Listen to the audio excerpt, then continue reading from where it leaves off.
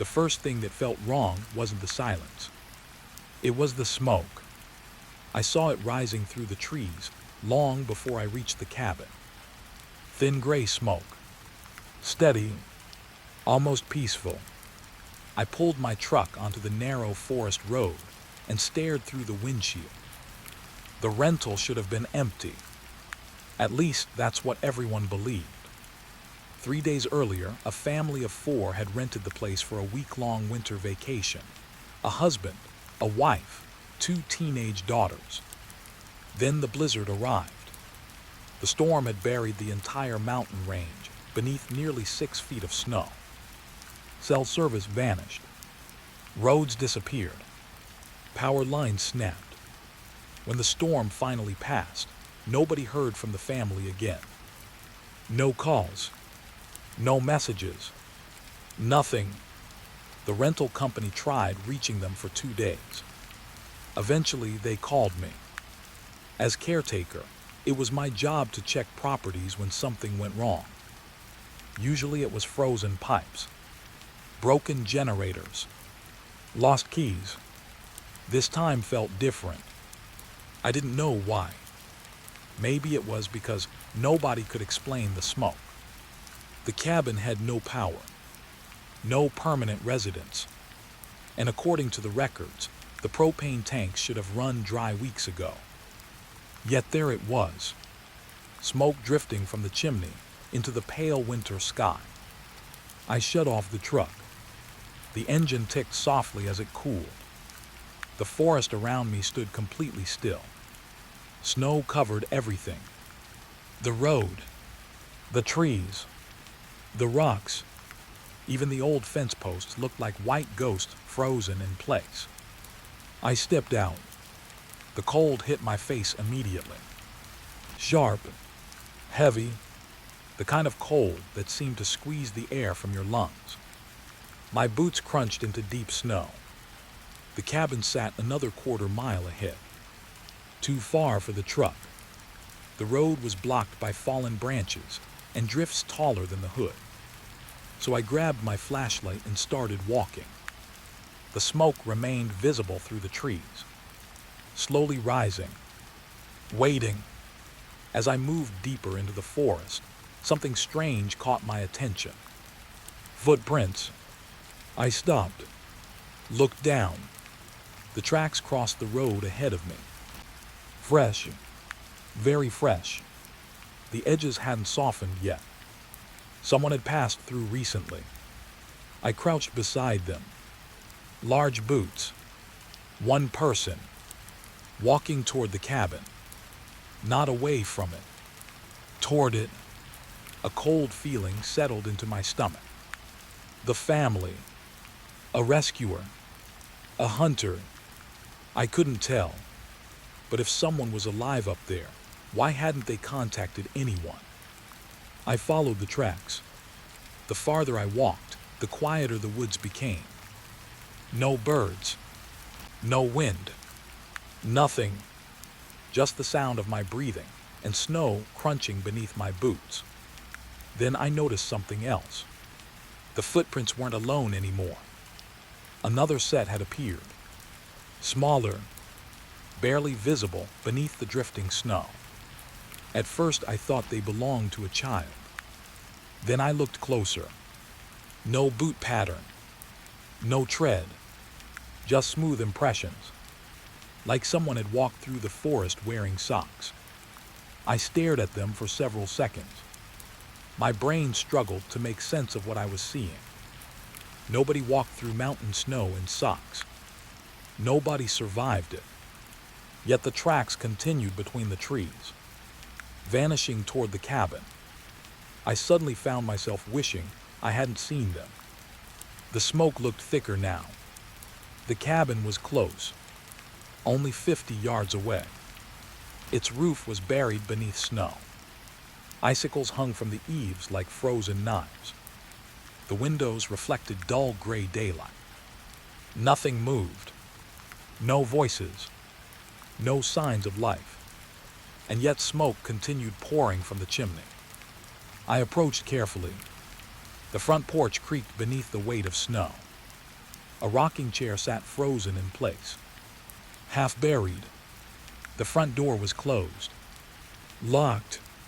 At least it appeared that way. I knocked. No answer. I knocked harder. Still nothing. Just silence. I pulled out my master key. My hand hesitated. For some reason, I suddenly felt like someone was watching me from inside. The feeling was strong enough to make me glance toward the nearest window. The glass was dark, empty, yet I couldn't shake the sensation. Someone was there, standing just beyond sight, waiting. I unlocked the door. The hinges groaned softly as it opened. Warm air drifted out. Not hot, not comfortable, just warm enough to feel wrong after hours in the freezing cold. The cabin smelled of wood smoke, dust, and something else. Something faint, like wet fabric left too long in darkness. I stepped inside. The living room looked untouched. A fire crackled inside the stone fireplace. Its orange glow danced across the walls.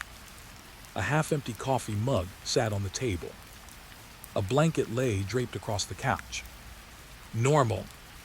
Almost too normal. I called out, "Hello." Nothing. The fire popped quietly. I tried again. Property maintenance. Silence. The place should have felt abandoned. Instead, it felt paused, like someone had left the room only moments ago. I moved farther inside. The kitchen looked clean. No signs of struggle. No blood. No damage.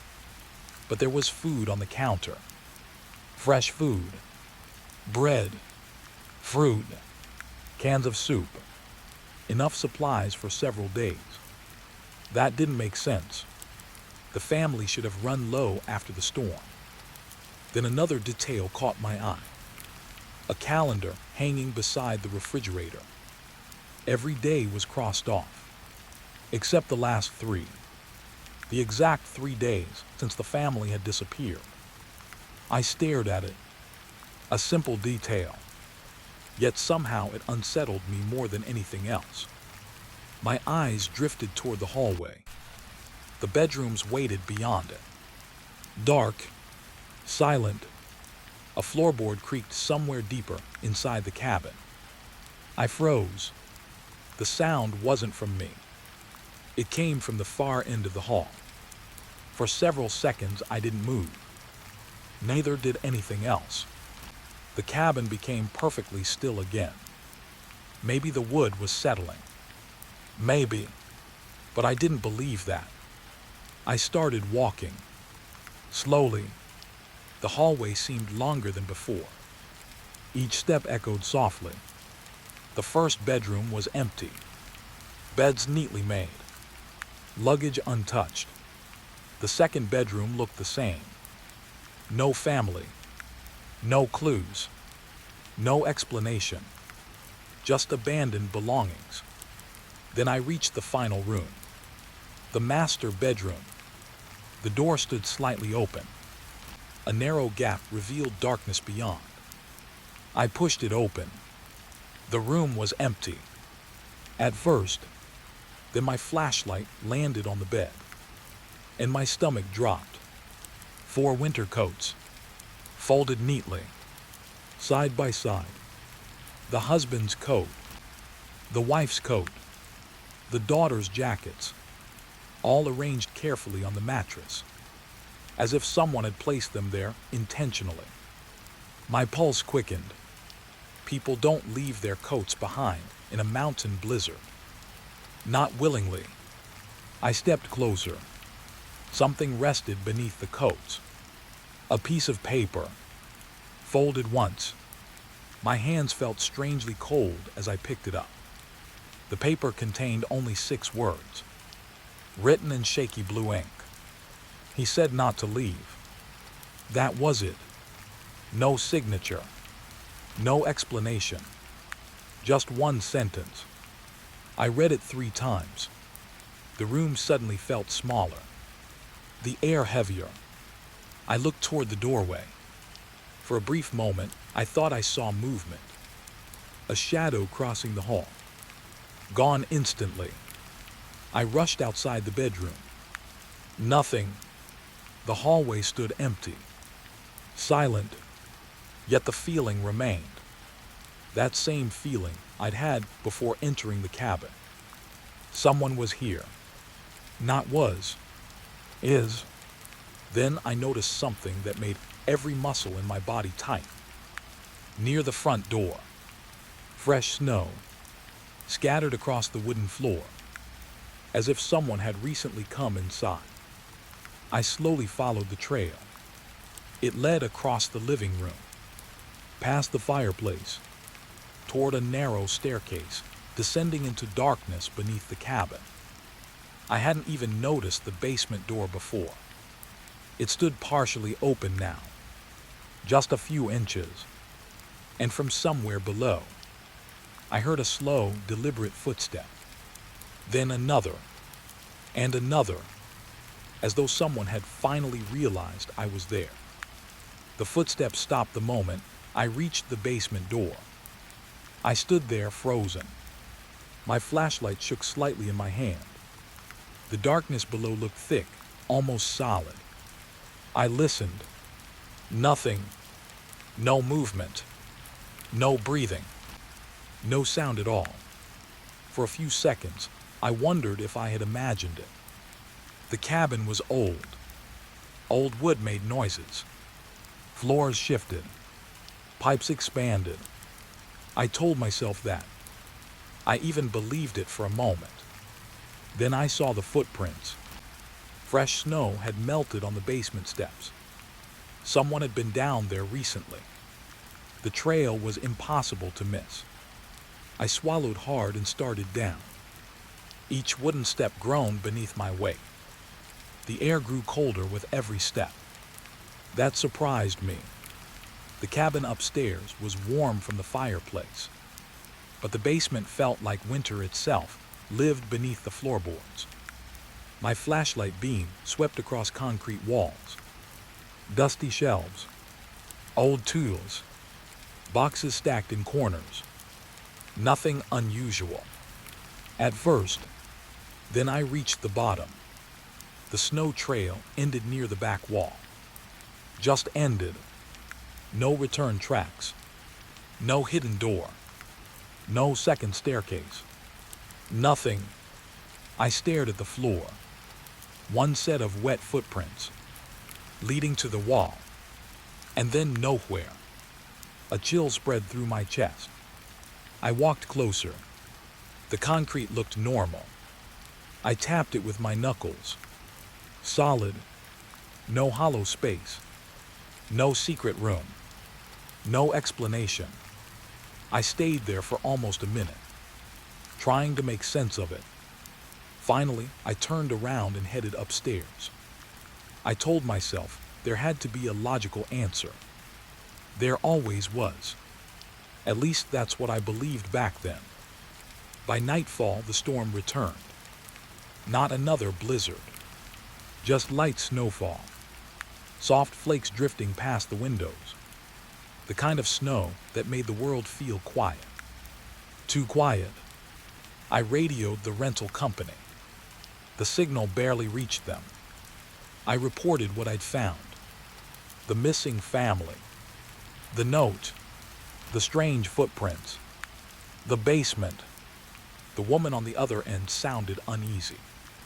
But she agreed with me on one thing. I couldn't leave until the roads reopened. The mountain pass was blocked. The storm had closed everything again. So I stayed, alone, inside a cabin that no longer felt empty. That night I slept on the couch, or at least I tried to. The fire crackled softly. Shadows moved across the walls. Every small sound seemed louder than normal. A creaking floorboard, the hiss of burning wood, branches brushing against the roof.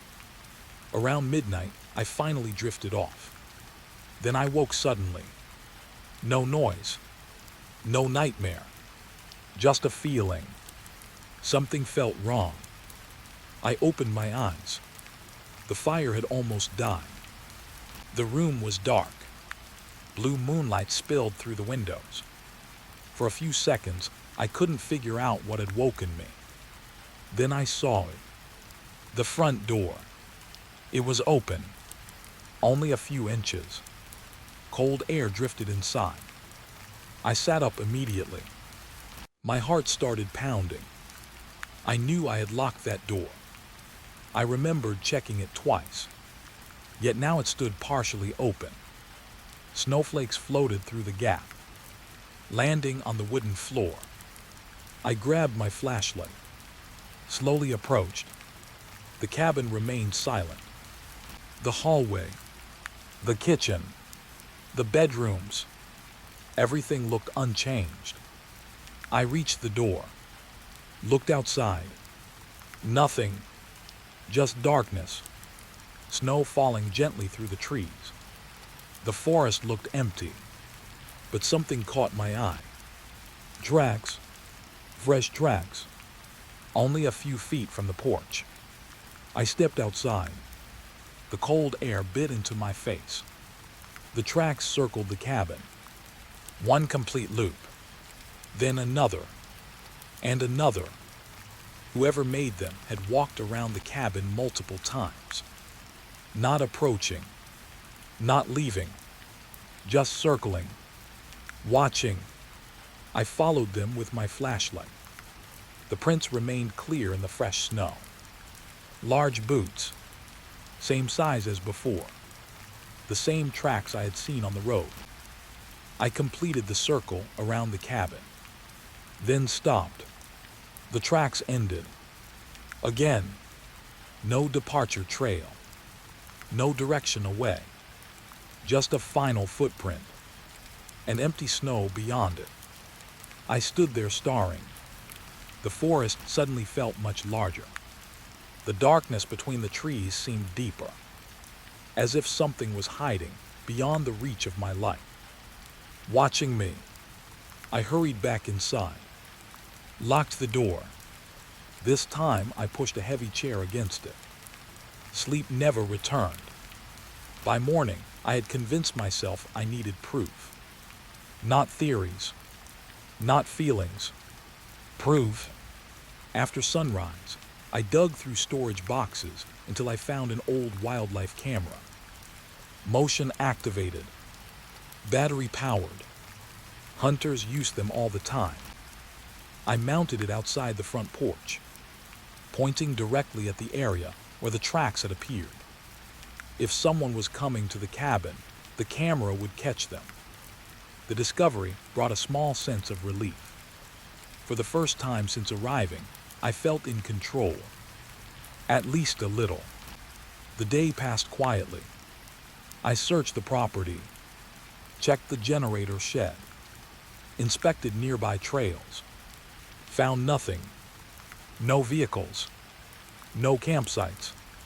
No signs of another person. The woods seemed completely abandoned. And yet every few hours, I had the strange feeling that someone was nearby. Not close enough to see. Just close enough to know I wasn't alone. By evening, clouds gathered again. Snow began falling. Slowly at first, then steadily. I watched it from the living room window. White flakes drifting through the fading light, covering every footprint from the previous night, erasing every trace. By midnight, the ground outside looked untouched. Perfect, smooth, pristine. I checked the camera one last time before bed. The green indicator light blinked, working perfectly. Then I settled onto the couch. Eventually, sleep found me.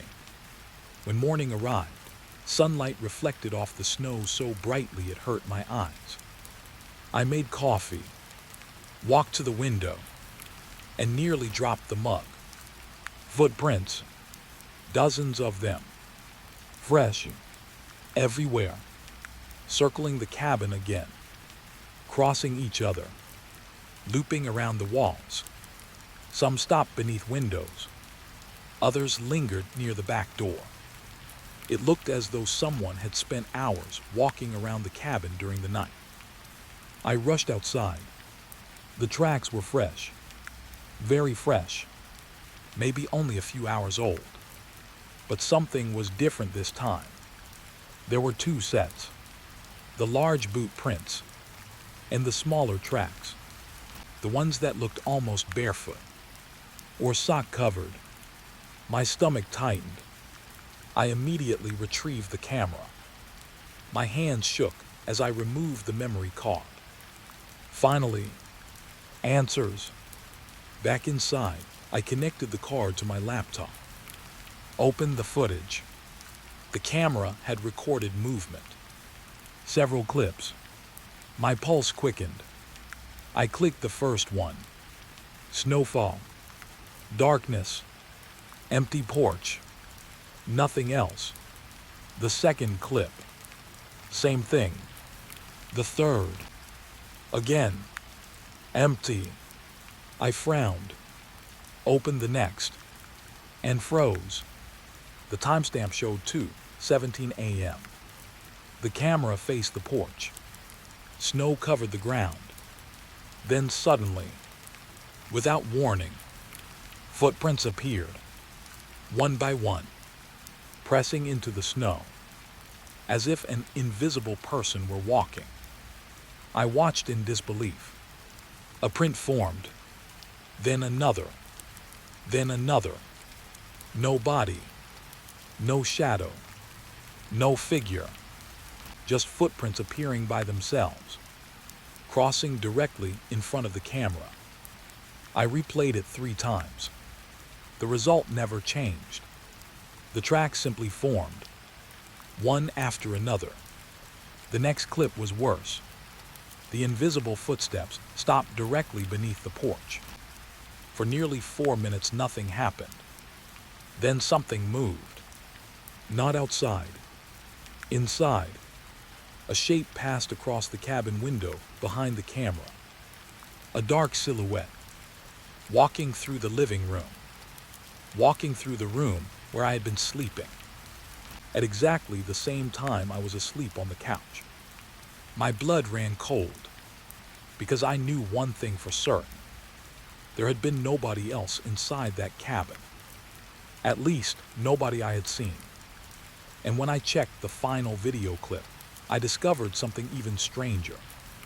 The silhouette had stopped in front of the camera, just outside the frame, standing there, watching, for nearly 12 minutes, before the footage suddenly cut to black. And on the final frozen frame, reflected faintly in the cabin window, I could just make out what looked like a human face. A face I recognized, because it wasn't a stranger. It looked exactly like the husband from the missing family photograph upstairs, except his eyes appeared completely white. And somehow, he looked older than he should have. I stared at the frozen image until my eyes began to hurt.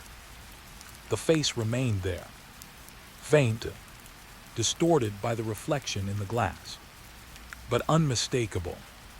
The husband, the same man smiling beside his family in the rental records, the same man who should have been missing, maybe dead, maybe trapped somewhere on the mountain.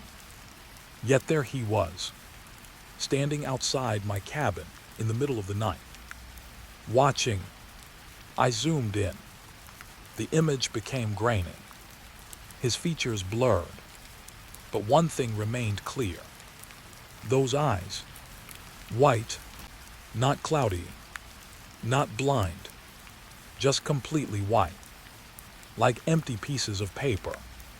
I suddenly felt very alone. The cabin seemed quieter than ever. The fire crackled softly in the fireplace.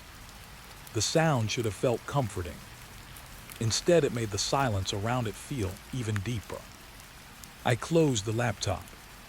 For the first time since arriving, I considered leaving. Roads or no roads. Storm or no storm. I wanted out. But when I stepped onto the porch, reality stopped me. Snow had buried the road completely. A fresh storm had arrived overnight. The forest looked like a frozen ocean. White hills, white trees, white sky, no path, no escape. The mountain had made the decision for me. I wasn't leaving. Not yet. I spent the next few hours searching the cabin again. Every room, every closet, every cabinet. I needed answers. Something physical, something real. Because the alternative was becoming harder to ignore. The note, the footprints, the impossible video. None of it made sense. Around noon, I found something. Not in the basement, not in the bedrooms, in the living room, near the fireplace. I noticed a section of floorboards that looked slightly different from the others. Darker wood, newer nails, a repair, the kind of thing most people would never notice. But property maintenance teaches you to spot small details. I knelt beside it, ran my fingers across the wood. One board shifted slightly. My pulse quickened. I grabbed a pry bar from my tool bag, carefully lifted the plank. Dust drifted upward. The smell of old wood filled the room. Beneath the floorboard sat a narrow metal box. Rust covered the edges. The lock had long since broken away. For several seconds, I simply stared. A hidden box beneath the floor. Someone had wanted this concealed. The question was why. I carried it to the table, opened it. Inside were dozens of papers, photographs, letters, maps, and a small leather journal. The leather had cracked with age. The pages were yellow, fragile. The first entry was dated 43 years earlier. I slowly turned the page. The handwriting belonged to a man named Walter. At first, the entries seemed ordinary. Maintenance notes, weather reports, small details about the property. The cabin wasn't a rental back then. Walter had lived there year-round. Alone. The mountain felt very different through his words. Not haunted, not cursed, just isolated. But as the entries continued, something changed. The tone became uneasy. His writing grew shorter, messier, more nervous. One entry caught my attention immediately. Another traveler came today, said his truck broke down on the lower road. I let him stay the night. He never reached town. I frowned. Read it again. The next page explained nothing. Instead, Walter had moved on to another subject. 3 weeks later, another entry appeared. Found tracks around the cabin again. My stomach tightened. Tracks. The same word. The same problem. I kept reading. The entries became stranger. Travelers arriving during storms. Hunters seeking shelter. Lost hikers. Every few months, someone appeared at the cabin, and then disappeared. Walter never described seeing them leave, only that they were gone. One line appeared repeatedly throughout the journal, always written differently, always carrying the same meaning. They heard him. She spoke to him. They followed him. At first, I assumed Walter was talking about another resident. Maybe a neighbor. Maybe someone living deeper in the woods. But then I found an entry that changed everything. I finally saw him tonight. The sentence sat alone on the page. Nothing else. The following entry appeared 6 days later. The handwriting looked terrible, as though his hands had been shaking. He stood beyond the tree line, watching the house. I thought he was one of the missing travelers, but he looked older than before. I slowly leaned back. Older than before. The same thing I had noticed in the photograph.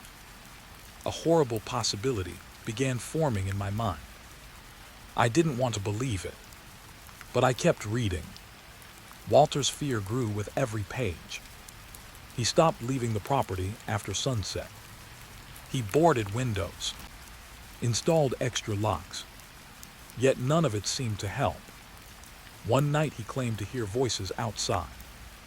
Not strangers, the voices of people who had vanished years earlier, calling his name, begging to be let inside. The final pages were the worst. The writing became almost unreadable. Entire sentences scratched out. Words repeated over and over. One phrase appeared on nearly every page. He wants to stay. At first, I didn't understand. Then I found the last complete entry. I wish I hadn't. The words seemed to crawl across the page. If you find this journal, leave immediately. The mountain keeps people. It learns them. It remembers them. The ones who listen too long never truly leave. They stay near the cabin. They wait in the trees, and when winter comes, they begin walking again. The entry ended there. No signature. No farewell. Nothing. Walter simply vanished from his own story. I sat in silence. The fire crackled nearby. Outside, snow drifted past the windows. The cabin suddenly felt older. Not in years. In memory. As though every person who had ever stayed there had left something behind. A piece of themselves. A shadow. A voice. I looked through the remaining documents. Most were photographs. Old black and white images. Families. Travelers. Hunters. Campers. Dozens of faces. At first I thought they were unrelated. Then I noticed something strange. Many of them matched names mentioned in the journal. People who had disappeared. Missing persons. Some photographs had dates written on the back. Different decades. Different lives. Same cabin. A knot formed in my stomach. How many people had vanished here? 10, 20, more. Then I found the final photograph, and everything inside me seemed to stop. The picture was recent, very recent, only a few months old. A family stood smiling in front of the cabin. The husband, the wife, 2 teenage daughters, the missing family. I flipped the photograph over. A message had been written on the back. Only 4 words. They heard him too. The room suddenly felt colder. I looked toward the window. Snow continued falling. The forest beyond remained still. Yet something felt different now. The journal hadn't answered the mystery. It had expanded it. Because now I knew this wasn't the first disappearance. Or the 10th. This had been happening for decades. Maybe longer. And somehow nobody had stopped it. I gathered the papers, placed everything back inside the box. Then I noticed one final item hidden beneath the journal. A folded map. Old. Hand-drawn. Several locations had been marked in red ink. Most were crossed out. One wasn't. A single circle sat deep in the forest north of the cabin. Beside it, someone had written 2 words. Original site. I stared at the map. My heartbeat slowly quickened. What original site? A mine. An old settlement. A grave. I didn't know, but every instinct told me it mattered. The answer wasn't inside the cabin. It was somewhere in the woods. Somewhere Walter had discovered decades ago. Somewhere he had been too frightened to describe. As evening shadows began stretching across the snow, I folded the map and slipped it into my pocket. Outside, the forest waited beneath the fading light. Silent, endless, and for the first time, I couldn't shake the feeling that something out there already knew I had found the journal, and that whatever had been watching the cabin all this time was now waiting for me to come looking for it. The gate was open. That was the first thing that bothered me. Not the snow, not the silence, the gate. I slowed my truck as it rolled up the narrow mountain road. The rusted metal entrance stood half buried beneath drifts of snow, its chains hanging loose in the wind. According to my work order, the resort had been closed for nearly 4 months. Nobody should have been there. Nobody should have opened that gate. For a moment, I considered turning around. Not because I was scared, just because something felt wrong. The feeling was small, barely noticeable, like a pebble inside your shoe. Easy to ignore. I kept driving. The tires crunched across frozen gravel hidden beneath the snow. Tall pine trees surrounded the road on both sides. Their branches sagged under heavy white blankets. The sky overhead looked dull and colorless. A winter sky, the kind that makes the world feel smaller, the kind that swallows sound. My name is Daniel. At the time, I worked seasonal maintenance jobs across northern mountain towns. Nothing glamorous, mostly repairing plumbing, checking generators, clearing snow, and making sure vacation properties survived the winter. The assignment seemed simple. Drive to Blackwood Cabin Resort. Inspect the buildings. Confirm everything remained secure. Stay a few days. Then leave. Easy money. At least that was what I thought. The resort appeared around the next bend. My truck slowed automatically. There were 12 cabins, a main lodge, a maintenance shed, and a frozen lake stretching beyond the property. Everything sat beneath deep snow. The cabins looked abandoned. Dark windows, buried porches, silent rooftops. It looked less like a resort and more like a forgotten village. I parked beside the main lodge. The engine shut off. Instant silence followed. I sat there for a second, listening. Nothing. No generators. No birds. No voices. Just stillness. The kind that presses against your ears. I stepped outside. Cold air immediately stung my face. My breath drifted into the air like smoke. The lodge stood directly ahead. 2 stories. Weathered wood. Large stone chimney. The building looked old even from a distance. Not ancient. Just tired. Like it had spent too many winters alone. I grabbed my equipment bag and walked toward the entrance. Fresh snow covered the steps. No footprints. That brought a small sense of relief. At least nobody had been entering the lodge. The front door unlocked easily. A gust of stale air greeted me. Dust, wood, cold stone. The smell of a building sleeping through winter. I switched on my flashlight. The beam swept across the lobby. Old couches. A reception desk. Framed photographs hanging crooked on the walls. Everything appeared normal. Yet something caught my attention immediately. The clock above the reception desk was running. Tick, tick, tick. I stopped, stared at it. The resort's power should have been disconnected months ago. The clock should have been dead. Yet the second hand moved steadily, 1 second at a time. I approached. The clock wasn't battery powered. It plugged directly into the wall. A strange feeling crawled into my stomach. I checked nearby outlets. No electricity. Nothing. The lamps didn't work. The reception computer was dead. Only the clock continued ticking. I finally pulled its plug. The second hand stopped instantly. For some reason, that made me feel better. Like I had corrected something that shouldn't exist. I continued my inspection.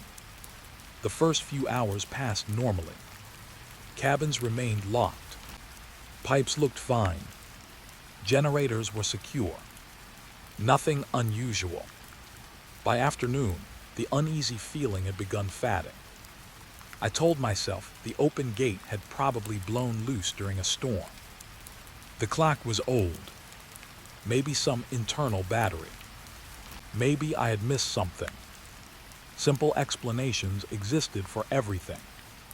That was what I believed. Then I reached cabin 8. The key wouldn't turn. I frowned. Tried again. Still nothing. The lock had been changed. I checked my records. Cabin 8 should have used the same master key as every other building. Instead, someone had installed an entirely different lock. A new one. Recently. I knelt closer. The screws were shining. Barely weathered. Someone had replaced it within the past year. Why? The cabin had supposedly been closed. No guests. No staff. Nobody living there.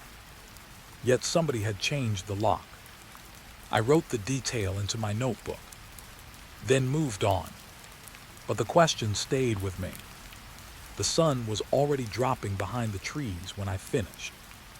Long shadows stretched across the snow. The frozen lake reflected pale orange light. For a brief moment, the entire property looked beautiful. Peaceful. The kind of place families would visit during summer vacations. The kind of place where children ran between cabins. The kind of place that should feel alive. Instead, it felt forgotten. I carried my supplies into the manager's cabin. That would be my temporary home. The fireplace worked perfectly. Soon warm light filled the room. The crackling fire relaxed me.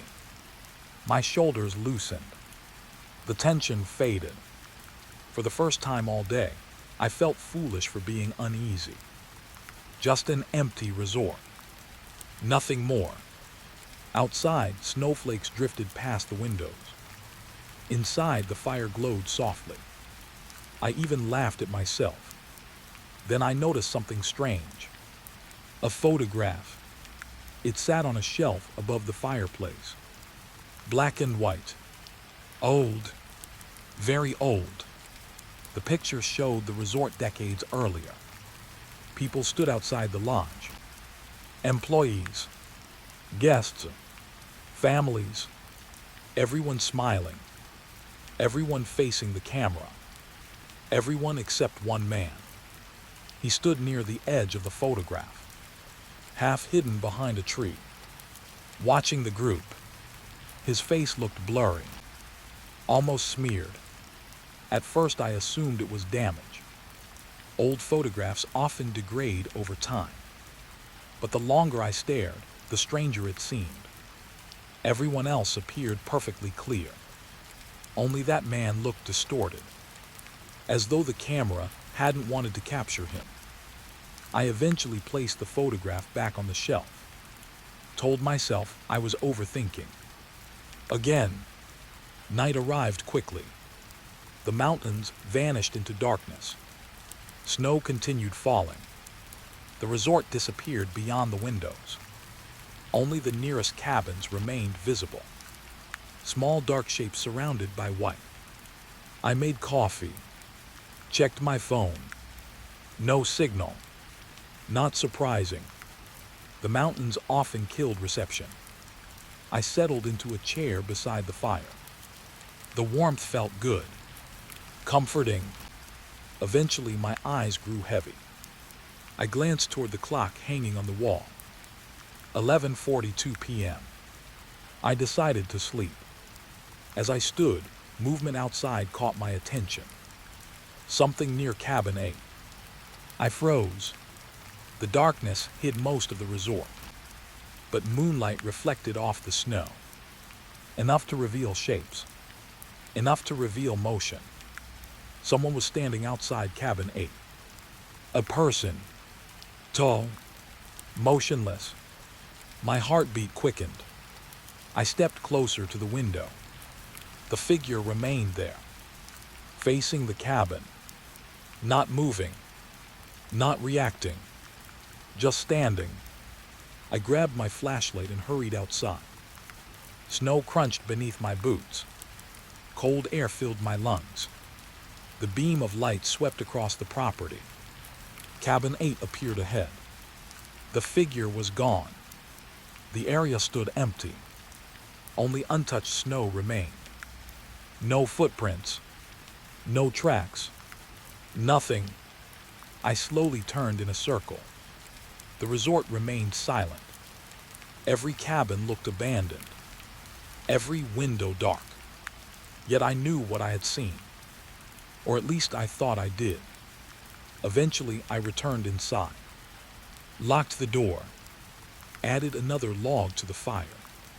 The warmth no longer felt comforting. The photograph. The changed lock. The open gate. The impossible figure. Small things. Individually meaningless. Together they formed a question I couldn't answer.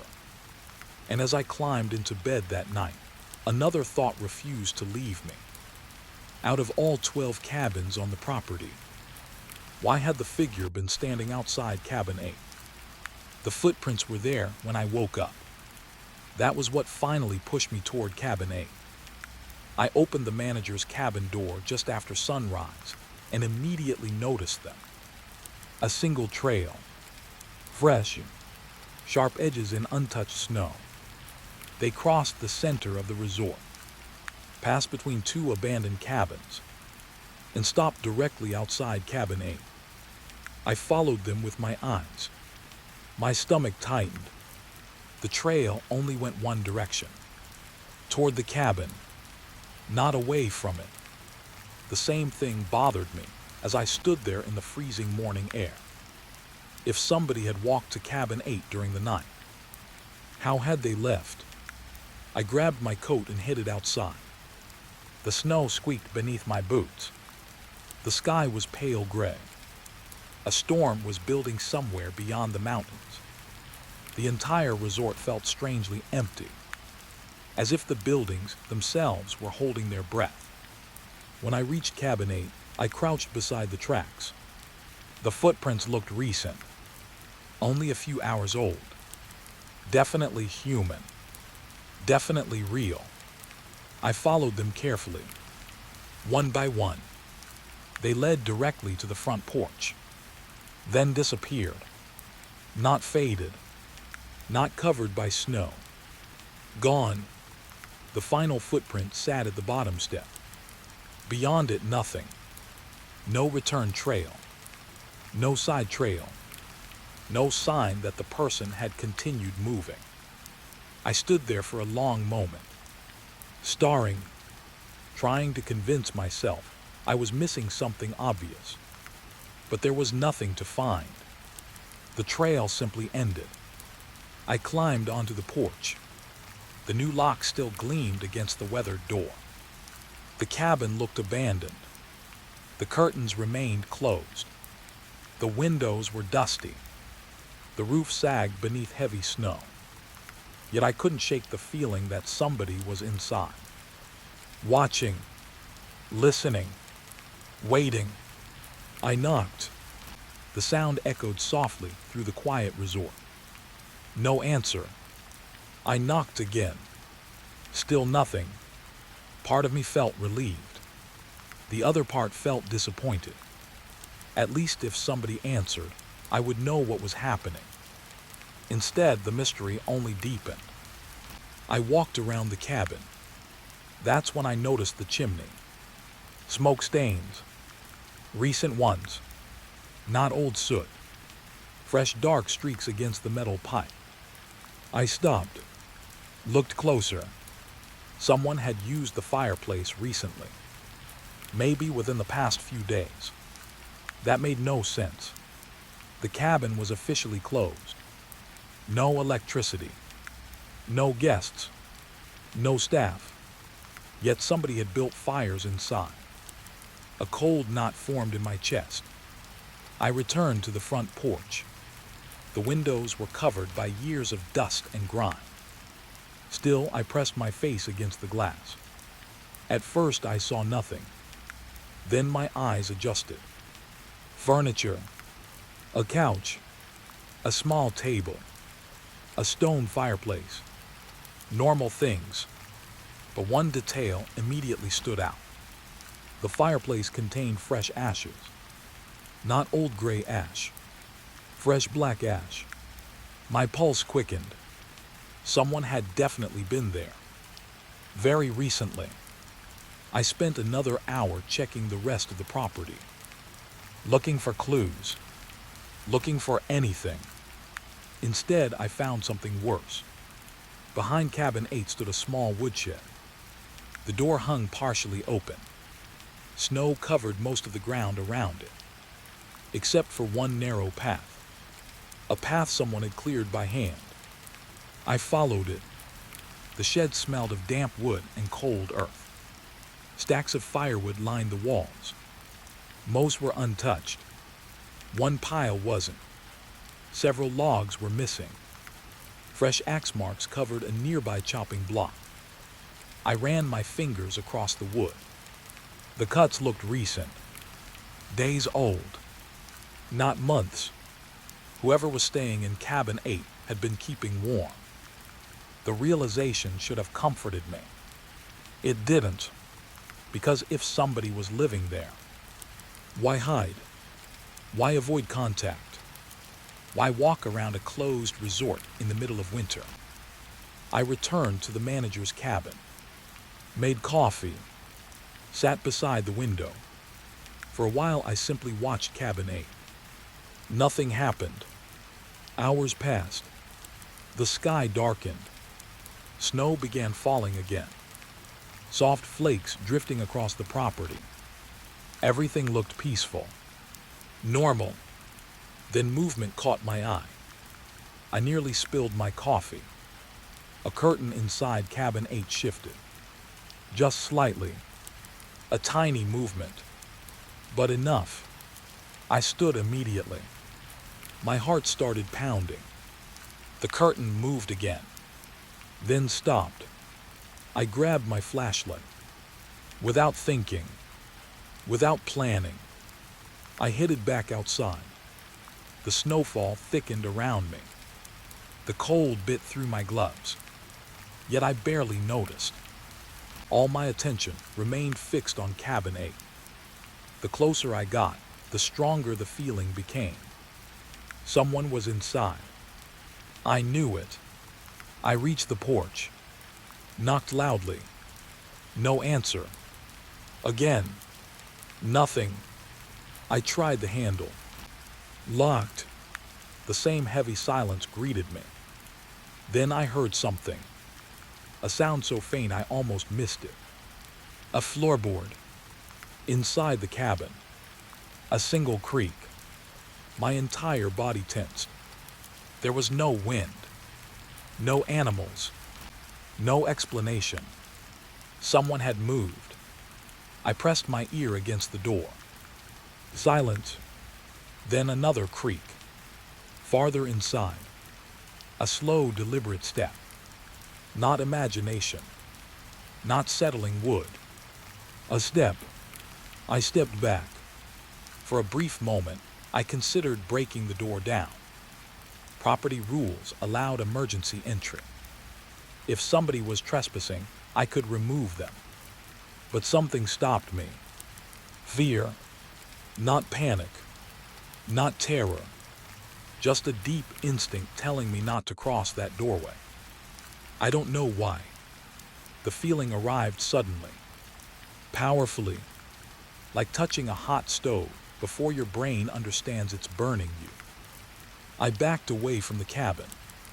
Slowly. The snowfall grew heavier.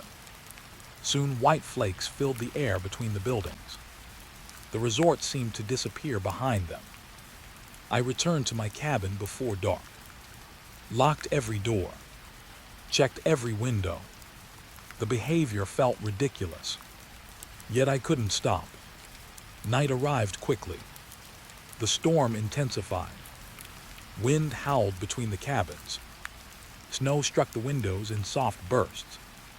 The resort vanished beneath darkness. Around 9 p.m., the power generator briefly flickered. The lights dimmed, then steadied. I exhaled. For a moment, I thought the generator had failed. The mountain suddenly felt very far from civilization, very far from help. I settled into a chair near the fireplace. A book rested in my lap. I never read a single page. My attention kept drifting toward the window, toward cabin 8, toward the darkness beyond it. Near midnight, I finally saw something. A light, very faint, inside cabin 8. My breath caught. There was no electricity in that building. I knew that. I had checked. Yet a warm orange glow flickered behind one of the curtains. Firelight. Someone had lit a fire. The glow appeared for several minutes, then vanished. A strange mixture of fear and relief washed through me. Relief because the mystery finally had an answer. Someone was there. Fear because that answer created a dozen new questions. I sat awake for another hour, watching, waiting. The light never returned. Eventually, exhaustion won. I headed toward bed. As I passed the front window, something made me stop. A shape stood outside, not near my cabin, near cabin 8. Tall, still, watching the building. The same figure I had seen the previous night. Snow drifted around it. The darkness hid most of its features. Yet I could clearly see one thing. The figure wasn't facing me. It was facing cabin 8. As if whatever stood out there was interested in the occupant too. I stared for several seconds, trying to understand what I was seeing. Then the figure slowly began walking. Not toward the woods, not toward the road, toward the cabin. One step, then another, until it reached the porch. And without opening the door, without climbing the steps, without making a sound, the figure simply disappeared into the darkness beneath the porch roof. Gone, like it had never existed. I rushed to the window, pressed my face against the glass. Nothing, no movement, no footprints, no sign that anyone had been there at all. Only falling snow. And somewhere beyond the storm, hidden inside cabin 8, I couldn't shake the feeling that whoever, or whatever, was living there had just received a visitor. I couldn't stop thinking about the visitor. The figure outside cabin 8. The way it had crossed the snow. The way it had vanished beneath the porch roof. Most of all, I couldn't stop thinking about one detail. There had been no footprints. I checked the area first thing the next morning. The storm had ended. Fresh sunlight reflected across the white landscape. Everything looked clean, bright, almost peaceful. But the snow beneath cabin 8's porch remained untouched. No tracks, no signs of movement. Nothing.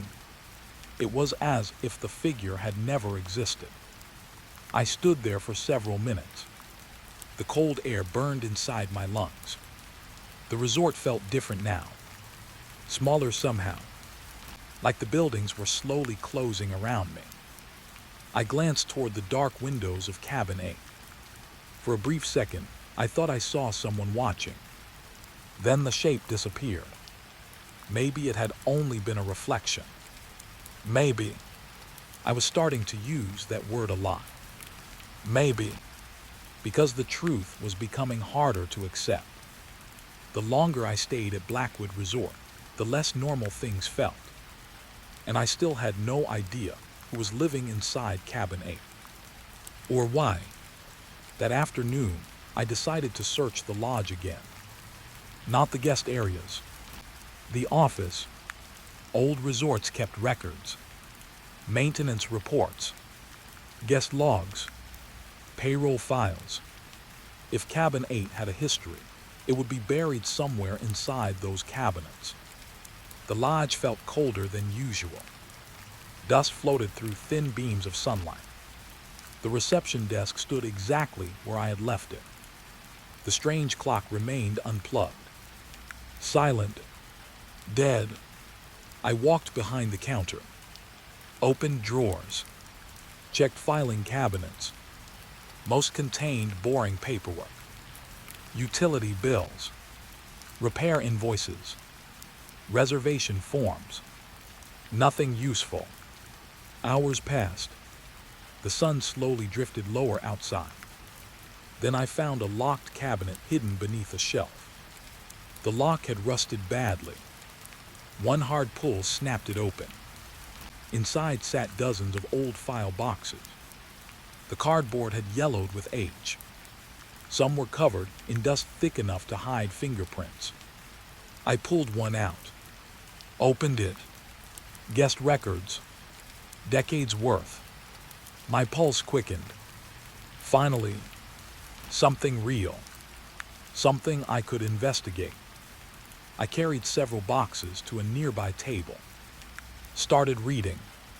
At first, the records looked ordinary. Families, honeymoon couples, fishermen, hikers, people passing through the mountains. Normal lives, normal vacations. But then a pattern appeared. A strange one. Every few years, someone vanished. Not many. One person here, another there, spread across decades. Easy to miss. Yet once I noticed it, I couldn't ignore it. Missing guests, unfinished checkouts, abandoned reservations, people who arrived but never officially left. Most cases had notes attached. Medical emergencies, search operations, weather-related accidents. The explanation seemed reasonable, at least on paper, but something about the pattern bothered me, especially because one cabin appeared repeatedly. Cabin 8. I found the first mention buried inside a file from 1996. A guest named Richard Hale, age 42, traveling alone, checked into Cabin 8 during January. 3-night reservation. Never checked out. I sat back. The name meant nothing to me. Yet the file felt different. Incomplete. As though someone had removed pages. I searched the box again. Nothing. Only a single registration form remained. The rest was missing. I continued digging. Soon I found another reference. An internal report written by the resort manager. The paper was faded. The ink barely readable. Still, one paragraph stood out. Guest reported hearing someone walking around Cabin 8 during the night. Investigation found no evidence of trespassing. I frowned. The report continued. Guest requested room transfer. Request approved. The report ended there. No explanation. No follow-up. Just another strange incident connected to the same cabin. I kept searching. The deeper I went into the records, the stranger things became. Complaints about footsteps. Complaints about voices. Guests claiming someone watched them through windows. Guests hearing knocks at their doors. Always late at night. Always near Cabin 8. Most reports were dismissed. Wildlife. Weather. Imagination. The usual explanations. Yet the number of reports unsettled me. Too many people had described similar experiences. Far too many. The daylight outside faded. Shadows stretched across the lodge floor. The building seemed quieter than ever. I switched on a lantern. Its warm glow pushed back the darkness. For a moment, I considered stopping, returning to my cabin, getting some rest. Then I found Richard Hale's missing file, or part of it. The folder had slipped behind another box. Hidden, almost forgotten. A strange chill ran through me. I opened it carefully. Inside were only 3 documents: a registration form, a police report, and a handwritten statement. The statement belonged to the manager who worked here 30 years ago. I began reading. The words immediately caught my attention. Guest reported seeing a man standing outside his cabin every night. My heartbeat quickened. The same thing I had seen. The statement continued. The individual was described as tall, motionless, and silent. I felt the hairs on my arms rise. Exactly the same. The manager had interviewed Richard several times. Each report became stranger. The figure always appeared after midnight, always near cabin 8, always watching, never approaching. Then one night Richard claimed something different. The figure had moved. I swallowed hard. The manager's handwriting became shakier near the end. Guest reported hearing someone knocking beneath the floor. I stared at the sentence. Beneath the floor. Not at the door. Not at the window. Under the cabin itself. A slow, deliberate knocking. Night after night. The report ended abruptly. The next document was the police report. January 18, 1996. Guest missing. Search initiated. No evidence of departure. No vehicle movement. No tracks leading away from resort. No body recovered.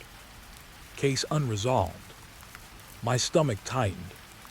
The words felt disturbingly familiar. No tracks.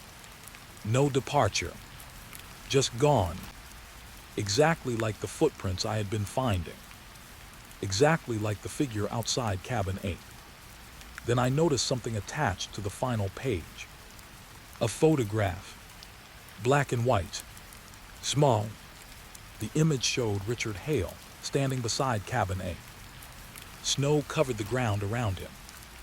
The picture looked normal, until I noticed the window. Someone stood inside, watching him. A pale face, partially hidden behind the curtain.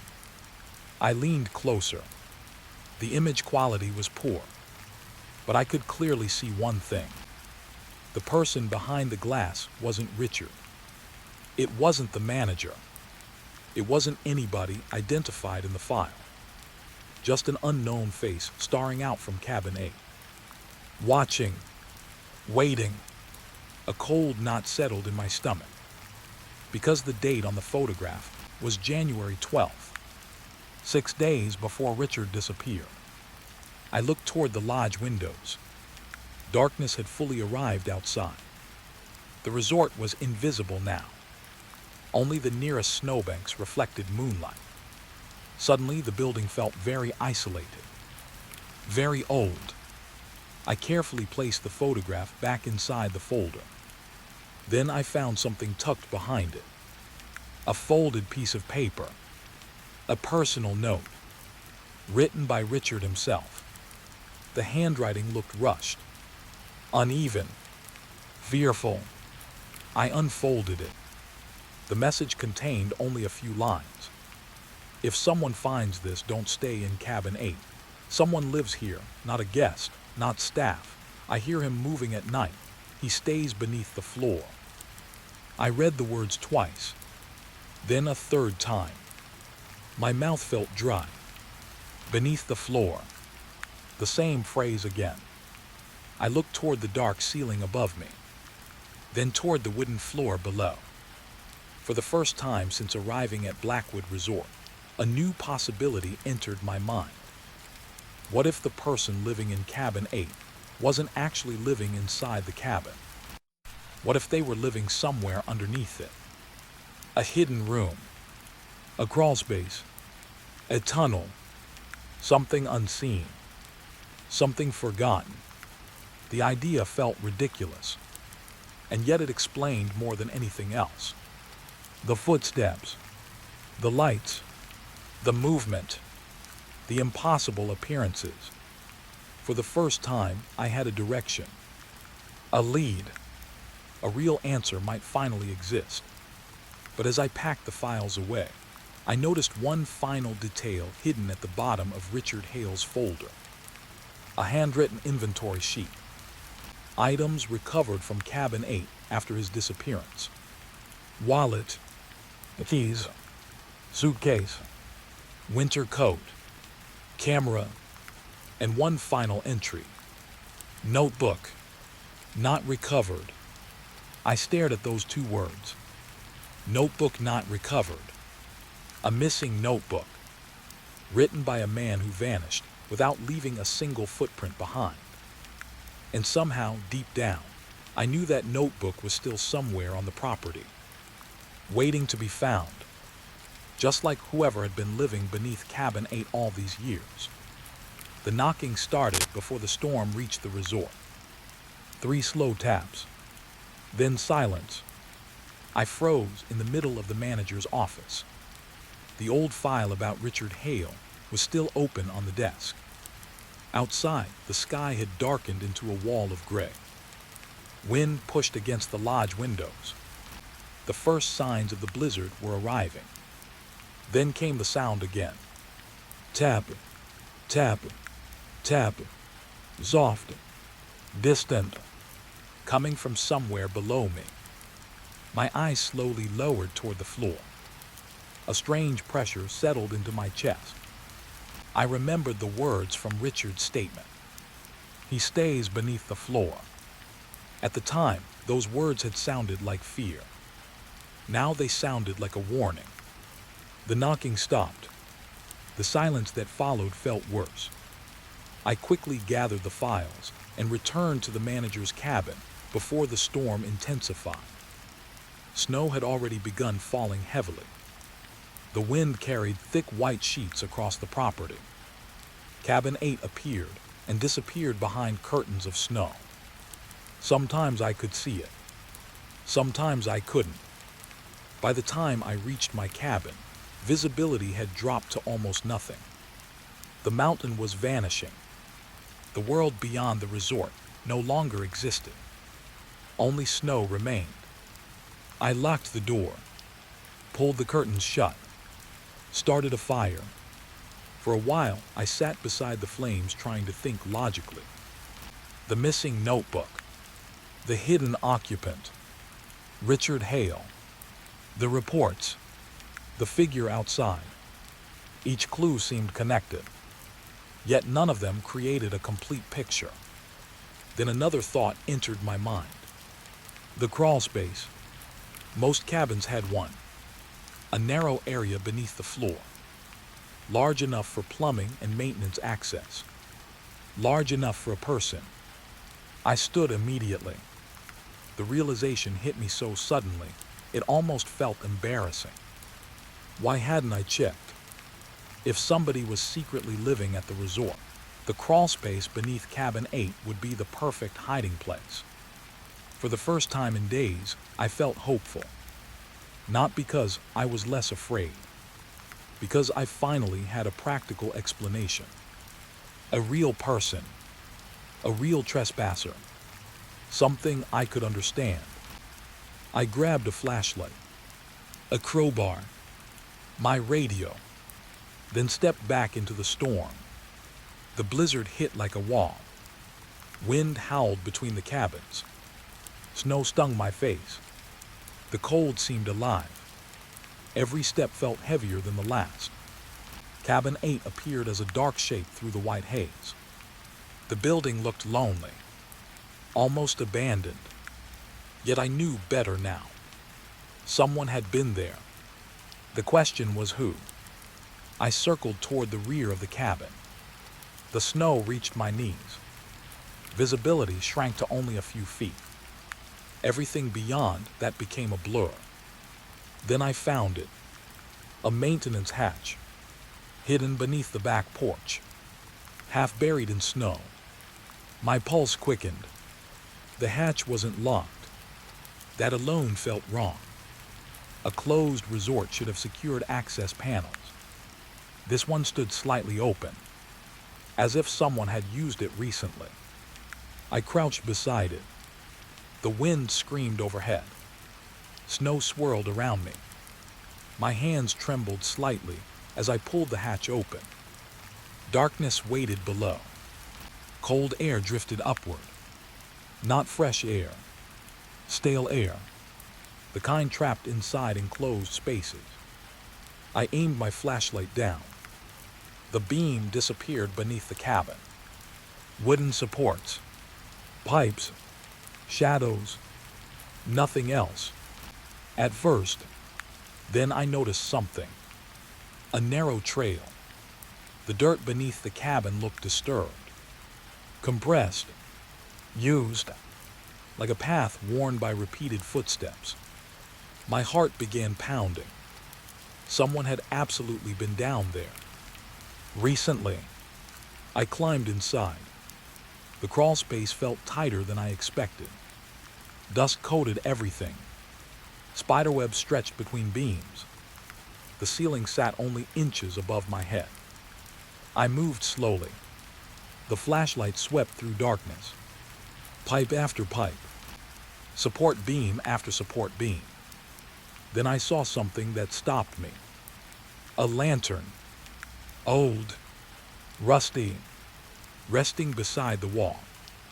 Not abandoned. Stored. Placed carefully. Nearby sat several empty food cans. A blanket. A plastic water container. I stared at them. Proof. Real proof. Someone had been living beneath cabin 8. The discovery brought an unexpected wave of relief. For days I had feared something impossible. Now I had evidence of something human. A squatter. A drifter. Maybe someone mentally ill. But human.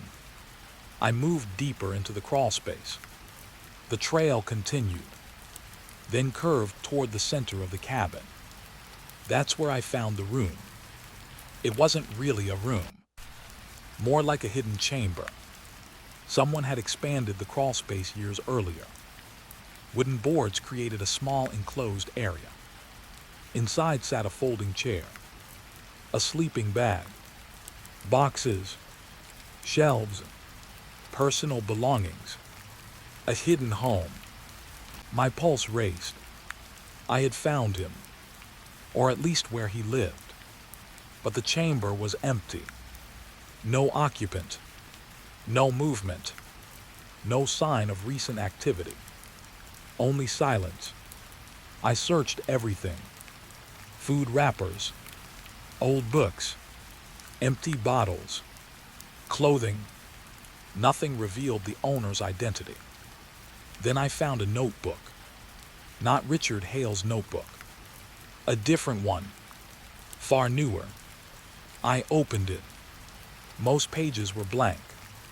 Only a handful contained writing. The handwriting looked shaky. Uneven.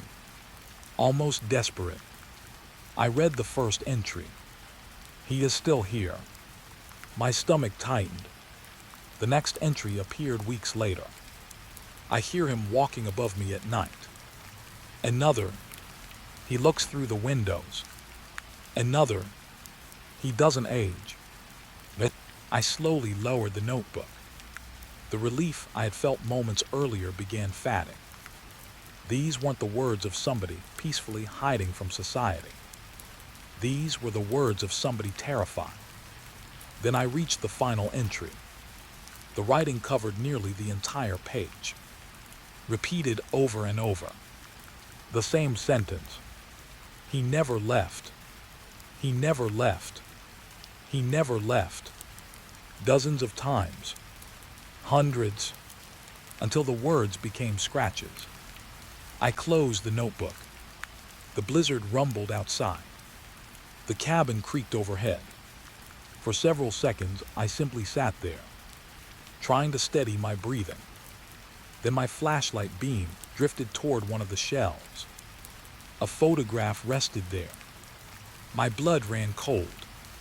I recognized the face immediately. Richard Hale, the missing guest, the man who vanished 30 years ago. I grabbed the photograph. The image looked recent, far too recent. Richard stood beside the frozen lake behind the resort, wearing the same coat from his registration photo, the same haircut, the same face. Not older, not younger, exactly the same. A horrible realization crept through me. The photograph paper wasn't 30 years old. It wasn't even 10 years old. It looked modern, very modern. Someone had taken that picture recently. I stared at it in disbelief. My mind fought against the conclusion. It made no sense. Richard disappeared decades ago. That was a fact. Yet here he was, standing beside the lake, looking exactly as he had in 1996. The wind suddenly slammed against the cabin. The entire structure groaned. A burst of snow blew beneath the hatch entrance. For a moment, I thought the storm had frightened me. Then I heard something else. Footsteps, directly above. Slow, heavy, moving across cabin 8's floor. I froze. The occupant had returned. My pulse hammered in my ears. The footsteps continued. One step, then another, crossing from one side of the cabin to the other. I switched off my flashlight. Darkness swallowed everything. The footsteps stopped. The silence felt endless. Then came a sound that chilled me more than anything else. A voice, very faint, above me, murmuring, speaking softly to itself. I couldn't understand the words, but I could hear the tone. Calm, patient, almost comforting, like someone having a quiet conversation. The voice drifted across the floorboards overhead, then suddenly stopped. The silence returned. I waited. 5 minutes, 10, maybe longer. Finally, I switched the flashlight back on. The cabin above remained quiet. The footsteps were gone. The voice was gone. The occupant had left, or so I thought. I crawled back toward the hatch. The blizzard howled outside. Snow rushed through the trees. The entire resort disappeared beneath white darkness. Then I noticed something near the exit. Fresh footprints. Inside the crawl space. My heart nearly stopped. The tracks hadn't been there before. I was certain of it. They emerged from deeper darkness, beyond my flashlight's reach, crossed directly through the hidden chamber, and ended only a few feet behind where I had been sitting. Watching, waiting, standing silently in the darkness while I read the notebook. I stared at the prints, unable to move, unable to breathe, because I finally understood something Richard Hale had tried to warn people about 30 years ago. The person living beneath cabin 8 wasn't hiding from the resort.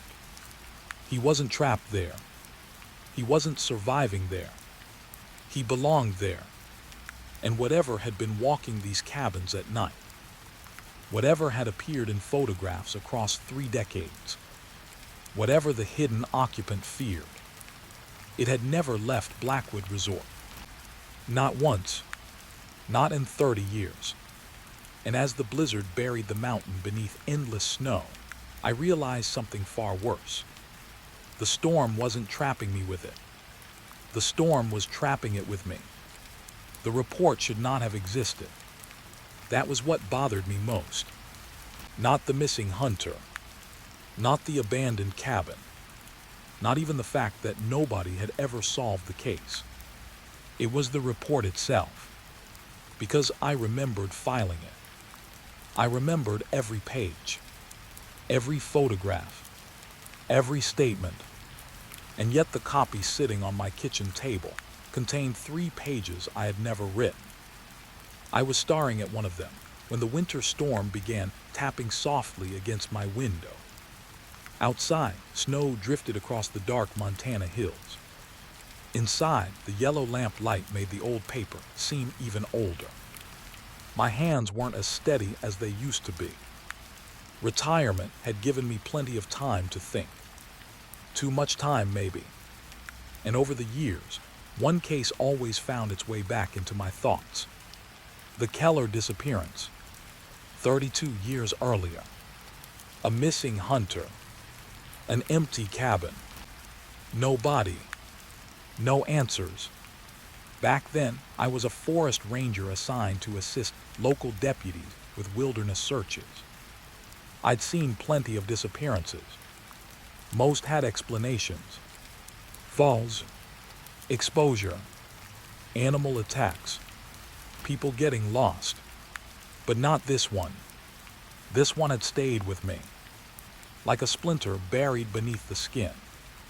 Never painful enough to remove. Never gone enough to forget.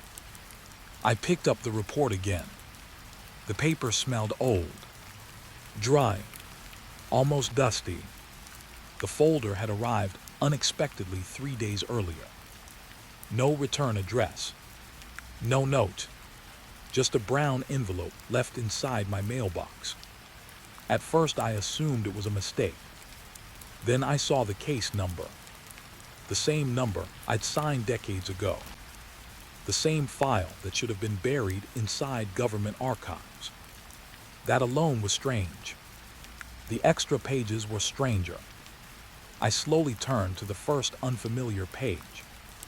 A black and white photograph stared back at me. The hunting cabin. The same cabin from the original investigation.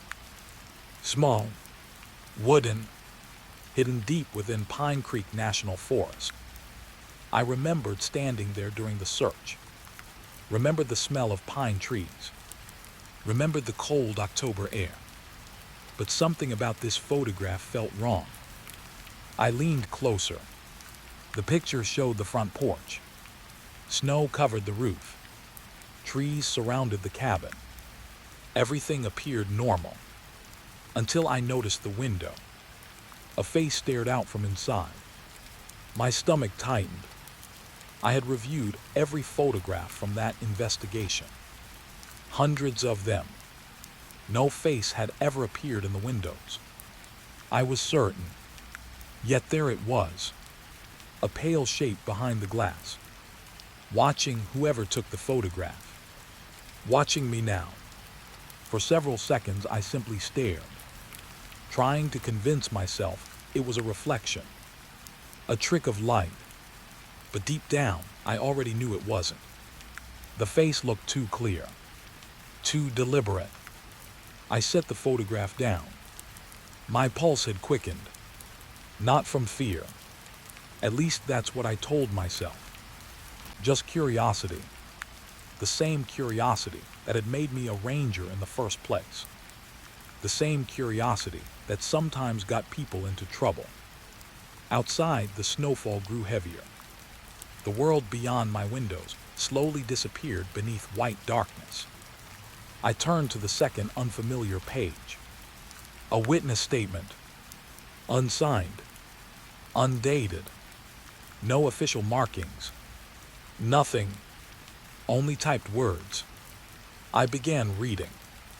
The statement described strange activity near the cabin during the weeks before Keller vanished. Lights appearing at night. Footprints around the property. Voices heard in the woods. My eyebrows lowered. None of this existed in the original file.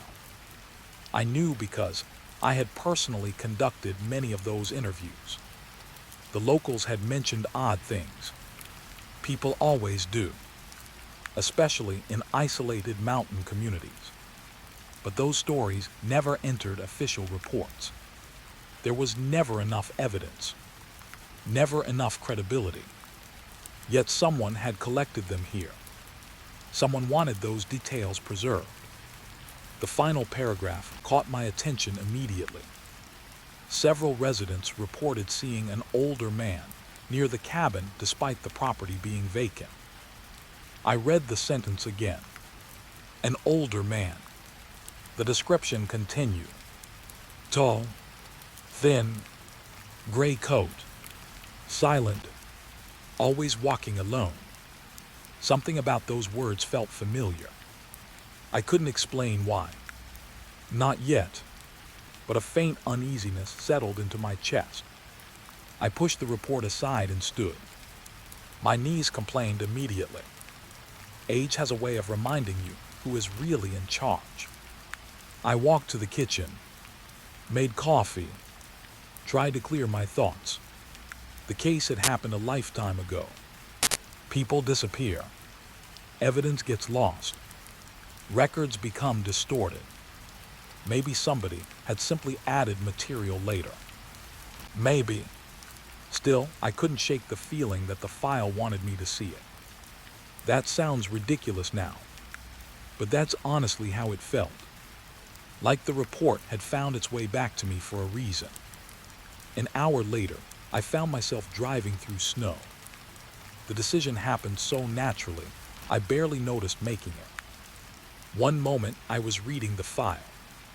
The next I was heading toward Pine Creek. The cabin sat nearly 60 miles away. Abandoned for decades. Yet something pulled me there. Maybe unfinished business. Maybe guilt. Or maybe I just wanted answers before I got too old to ask the questions. The road narrowed as I climbed into the mountains. Snow covered everything. The forest looked frozen in time. Tall pines stood silent beneath heavy white branches. The deeper I drove, the quieter the world became. Eventually, the pavement ended. Then the gravel. Soon only an old service road remained. I parked near the trailhead and continued on foot. The air felt sharp, clean, painfully cold. Each breath clouded before me. The forest hadn't changed much. That surprised me. 3 decades should have transformed the landscape. Yet somehow everything looked familiar. The same ridges, the same trees, the same silence. An hour later, I saw the cabin. It stood exactly where I remembered, half hidden among the pines. Weathered wood, collapsed porch railing, snow-covered roof. Abandoned. At least it appeared abandoned. I stopped walking. Something felt wrong immediately. Not dangerous, just strange. The cabin looked untouched, yet a narrow path crossed the snow. Fresh footprints. I stared at them. A single set. Recent. Maybe only a day old. The tracks led directly to the front door. My pulse quickened. The property should have been empty. Nobody officially visited this area anymore. I followed the trail, step by step. The snow crunched beneath my boots. The cabin seemed larger as I approached. Darker, older. The footprints reached the porch, then vanished. I stopped, looked around carefully. The tracks ended at the front steps. Just ended. No return trail. No side trail. Nothing. The same impossible problem I'd seen many times in old wilderness cases. Tracks leading somewhere, never leading away. The memory sent a chill through me. Not because of the snow, because Keller's tracks had done the same thing. 32 years earlier. I climbed onto the porch. The old wood groaned softly beneath my weight. The door stood slightly open, only an inch. Darkness waited beyond it. I stared into the narrow gap. Cold air drifted outward. The smell hit me immediately. Dust, rotting wood, and something else. Something familiar. The scent of cigarette smoke. Fresh cigarette smoke. My heartbeat slowed. Not from calm. From concentration. Someone had been inside recently. Very recently. I pushed the door open. The cabin creaked softly. Gray light spilled across the floor. Dust floated through the air. At first glance, the interior looked abandoned. Broken furniture, collapsed shelves, peeling walls. Then I noticed the chair. A wooden chair sitting near the fireplace. Not covered in dust. Clean. Used. Positioned carefully toward the front window. As though someone enjoyed sitting there. Watching the forest. Watching the trail. Watching anyone who approached. I slowly entered the room. The floor groaned beneath my boots. The silence felt thick, heavy. Then my eyes landed on something resting atop the chair. A folder. Old. Brown. Weathered. My stomach tightened. I already knew what it was before I picked it up. The Keller case file. The original one. Not a copy. Not a duplicate. The actual file that had vanished from evidence storage 27 years earlier. And sitting on top of it was a photograph. A recent photograph. Taken within the last few years. The image showed the cabin, the forest, the porch, and standing directly beside the front door was Thomas Keller, the missing hunter, 32 years after he disappeared, looking exactly the same age as the day he vanished. The old woman refused to look at the photograph. The moment I placed it on her kitchen table, she pushed it away. Not dramatically, not fearfully, just quietly, like someone avoiding eye contact with a painful memory. Outside her farmhouse window, snow drifted across empty fields. Inside, the smell of coffee and wood smoke filled the room. She sat across from me, with both hands wrapped around a chipped ceramic mug. 90 years old, maybe older. One of the last people still living near Pine Creek Valley. One of the last people who remembered what happened. For several seconds, neither of us spoke. Then she glanced toward the photograph anyway, and her expression changed. Not surprise, recognition, the kind that comes from seeing a ghost you already know. I remember him, she said softly. A chill moved through me. She was looking at Thomas Keller, the hunter who vanished 32 years ago.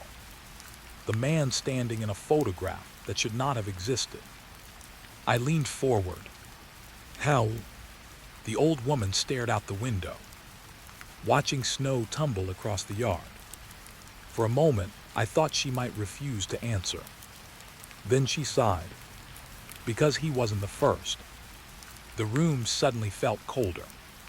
Those 4 words settled heavily between us. Not the first. I had spent decades thinking Keller was an isolated mystery.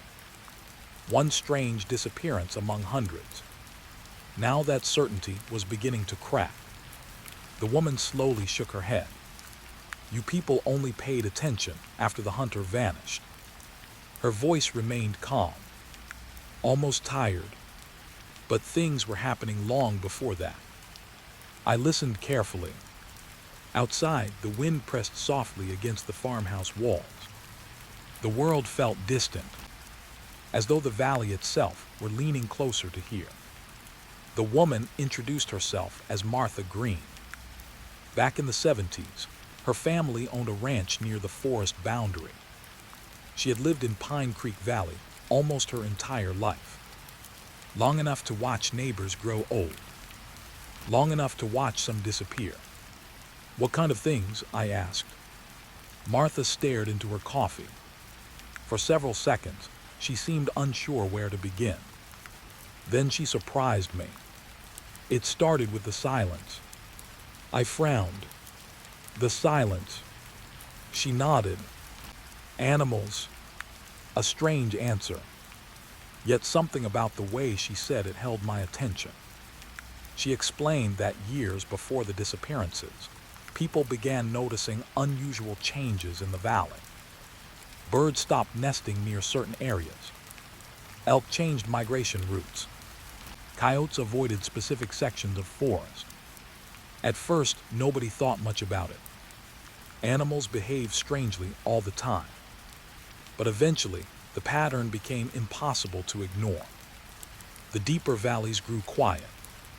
Too quiet. No birdsong. No insects. Nothing.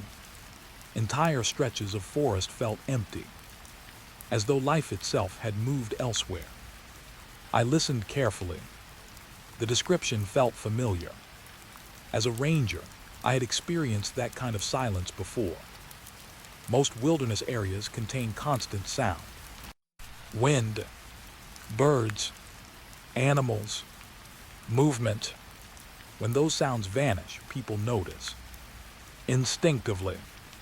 Because silence often means danger. What caused it? I asked. Martha slowly shook her head. Nobody knew. Then she looked directly at me. And nobody wanted to find out. The answer lingered between us. Uncomfortable. Incomplete. Exactly the kind of answer that creates more questions.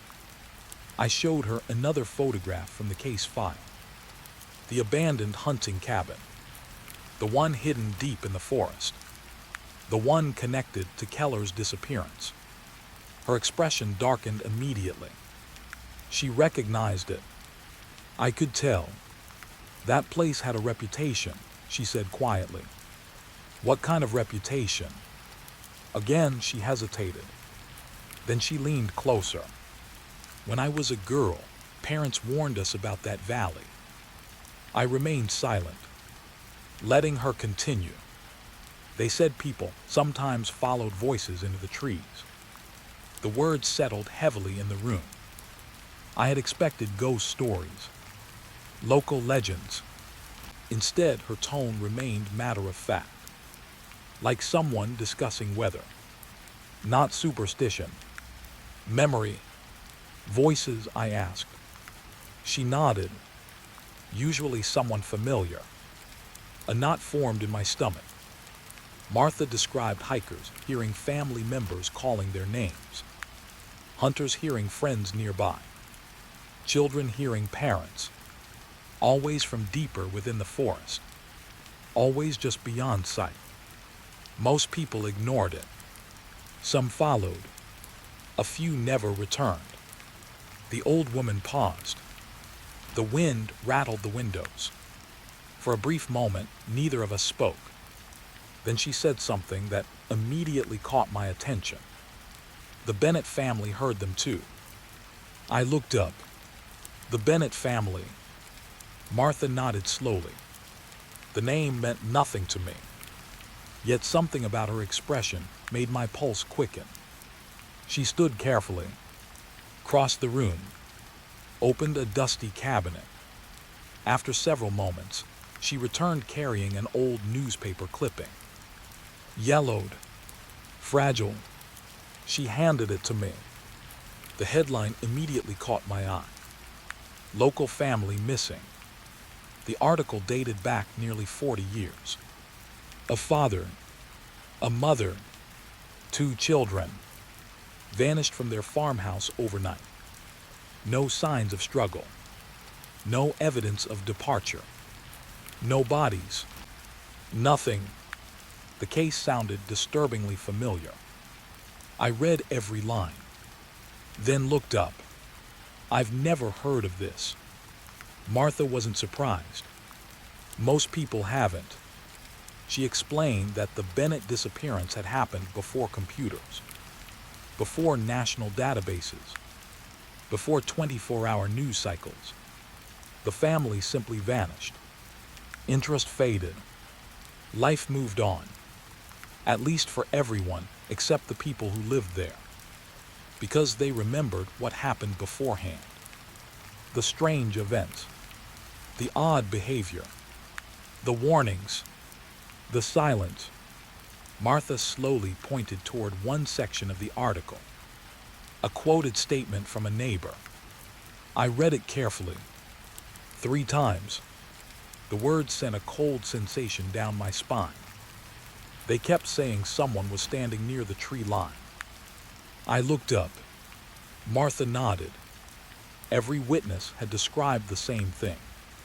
For weeks before disappearing, the Bennett family reported seeing a man near their property, always watching, never approaching, never speaking, just standing there, exactly like the figure Keller reported years later, exactly like the figure mentioned in the anonymous witness statements. The pattern was becoming impossible to ignore. I felt it forming piece by piece, like a puzzle finally revealing its shape. The same silent figure, the same isolated valley, the same disappearances, separated by decades, connected somehow. Outside, snow continued falling. The afternoon light slowly faded. Martha seemed to notice my thoughts, because she surprised me with another question. Did you ever visit the old search site? I looked up. What search site? The old woman blinked, then frowned. You don't know? A strange uneasiness stirred inside me. No. For the first time all afternoon, Martha looked genuinely confused. She sat silently for several seconds, then stood again, crossed to another shelf, returned carrying a faded map. My pulse quickened immediately. A large red circle had been drawn in one section of the forest, several miles beyond the hunting cabin, deep in the valley. What is this? I asked. Martha stared at the map, her expression distant, almost haunted. This is where they found the footprints. The room seemed to shrink around me. Whose footprints? She looked directly into my eyes. The family's. I felt my stomach tighten. Martha explained that search teams eventually discovered tracks belonging to all 4 Bennett family members. The footprints crossed nearly 2 miles of wilderness, straight toward the center of the valley. Searchers followed them for hours. The trail remained clear, easy to track, until it wasn't, because the footprints suddenly stopped. Not turned, not scattered, stopped, as though the entire family had vanished mid-step. No return tracks, no animal signs, no evidence, just empty snow. The exact same phenomenon from Keller's disappearance. The exact same detail from countless unsolved reports. I stared at the map. A growing sense of dread settled inside me, because now the mystery felt much larger than one missing hunter, much larger than one abandoned cabin. Something had been happening in Pine Creek Valley for decades, maybe longer, and somehow nobody had connected the pieces. Or maybe they had. Maybe that was the real problem. Martha slowly folded the map. Then she said something I still think about today. Something far more unsettling than anything else she told me. The strange part wasn't where the footprints ended. I looked up. What was? The old woman stared through the window toward the falling snow, toward the distant forest beyond her property. And when she finally answered, her voice barely rose above a whisper. The strange part was that every few winters, she paused. New footprints appeared in exactly the same place. The room fell silent, and for the first time since reopening the Keller case, I began wondering whether the missing people of Pine Creek Valley had ever truly left at all. The sound came from beneath the ice, not above it, not across the valley, beneath it. That was the detail I couldn't stop thinking about. 3 nights after visiting Martha Green, I found myself standing at the edge of Pine Creek Valley again. Snow stretched endlessly across the landscape.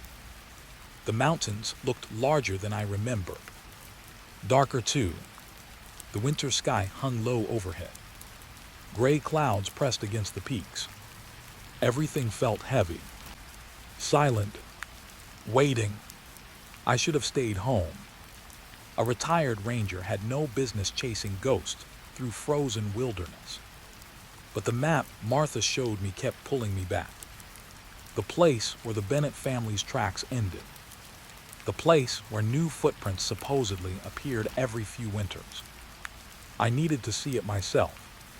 Needed proof. Either the stories were true or they weren't. At least that's what I told myself during the long drive into the mountains. The truth was simpler. The case had become personal. Some mysteries refused to stay buried. And this one had been buried for decades.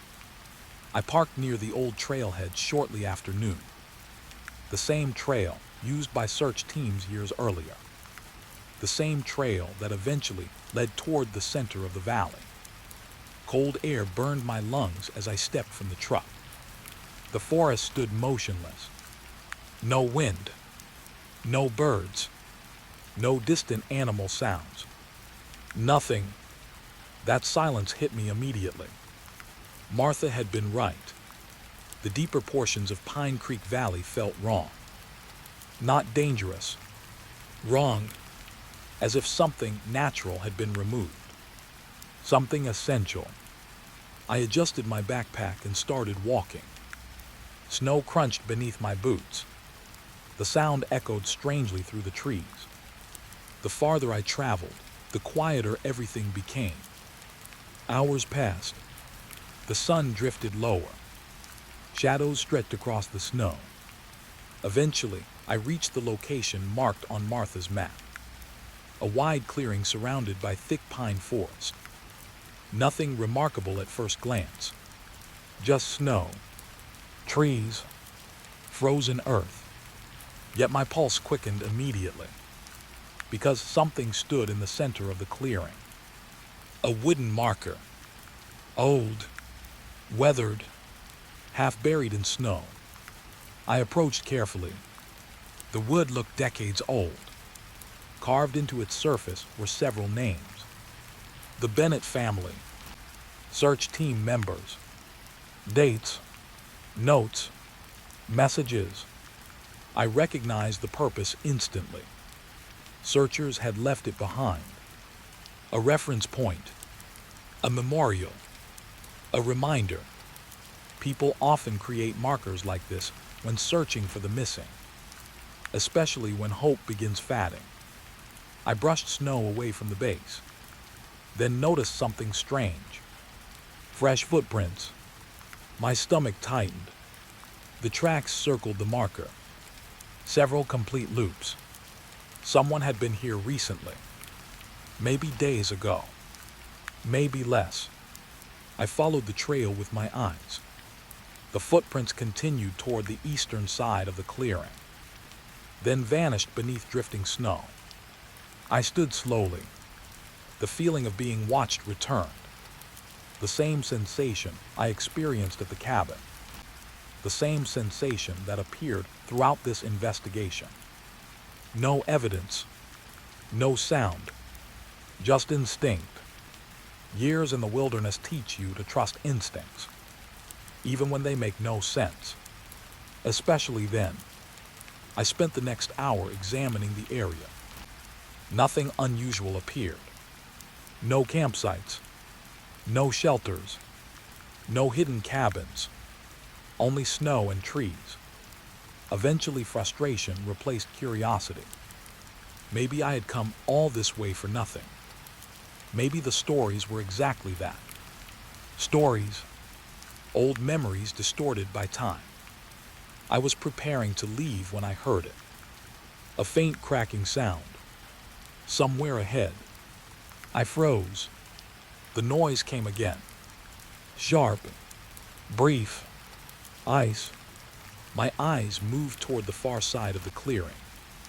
A frozen pond rested there. Small, almost hidden beneath snow. I hadn't paid much attention to it earlier. Now something about it pulled my focus completely. The surface looked strange, uneven, as though the ice had shifted recently.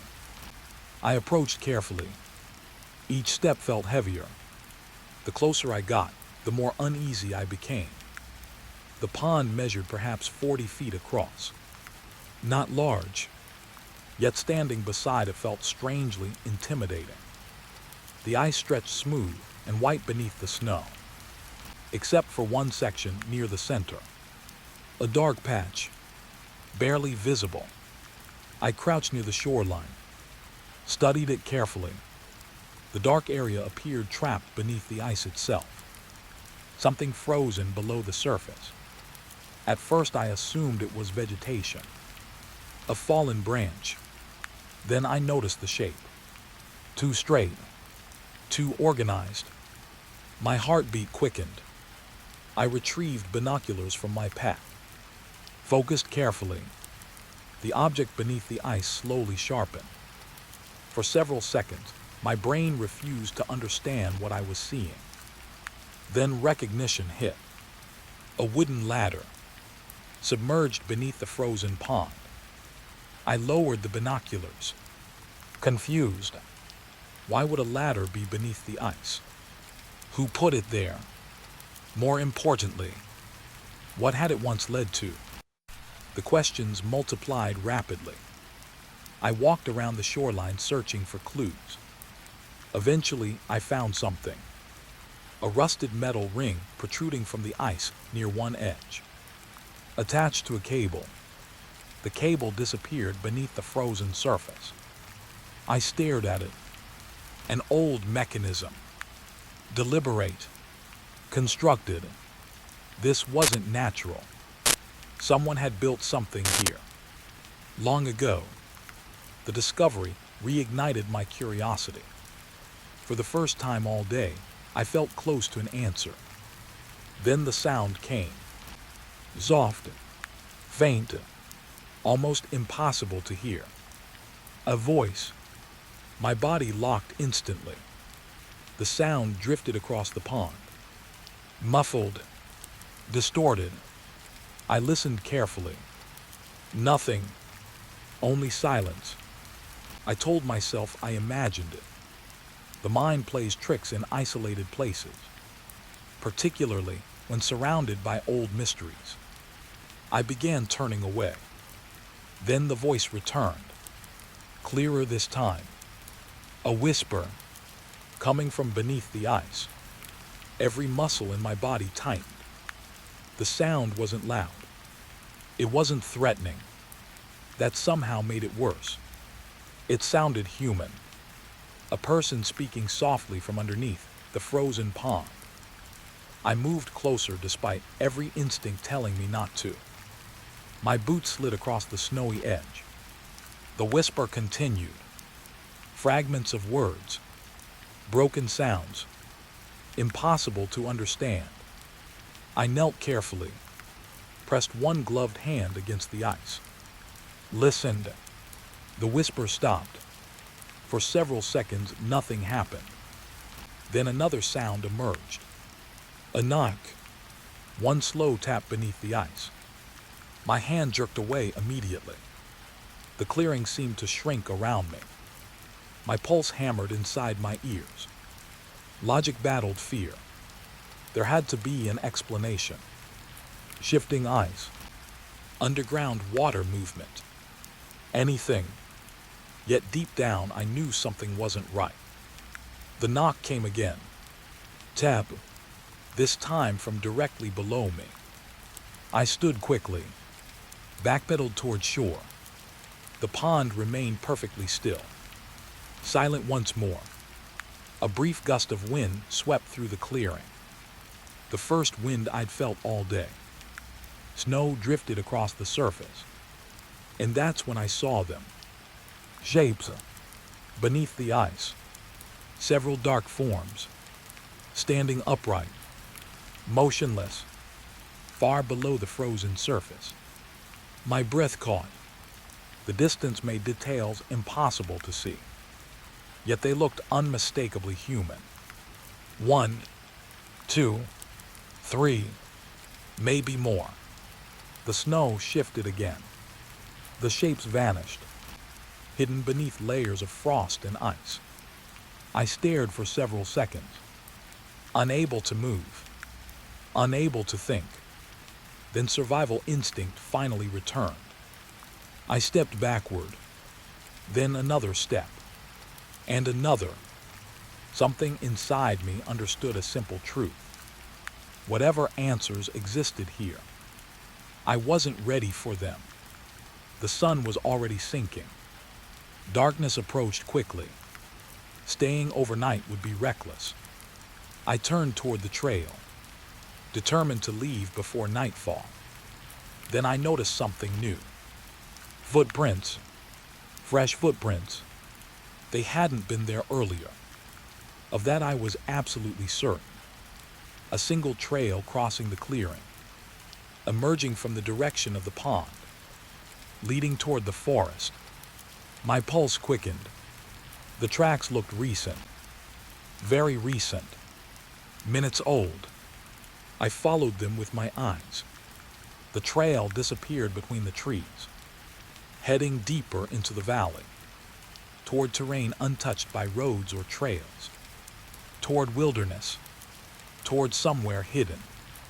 I should have left. Every sensible part of me knew that.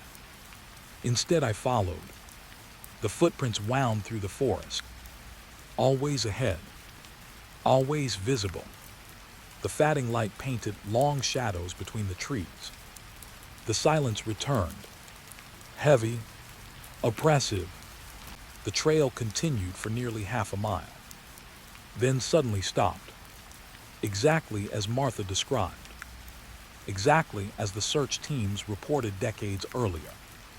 The footprints simply ended.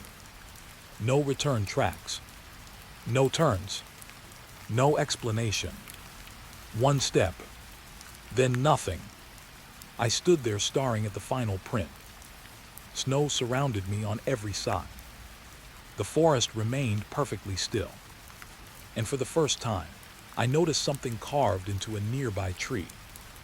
Words, old words, cut deep into the bark decades earlier. I brushed snow away. Read them slowly. My blood ran cold, because the carving contained a date from 40 years ago. And beneath it were 5 simple words. We can't hear them below. As darkness settled across Pine Creek Valley, I realized the voices beneath the ice might not have been calling for help. They might have been warning me. The roads closed less than 10 minutes after I passed the last checkpoint. I still remember the flashing sign. Mountain Pass closed due to severe weather. At the time, I thought I had beaten the storm. I was wrong.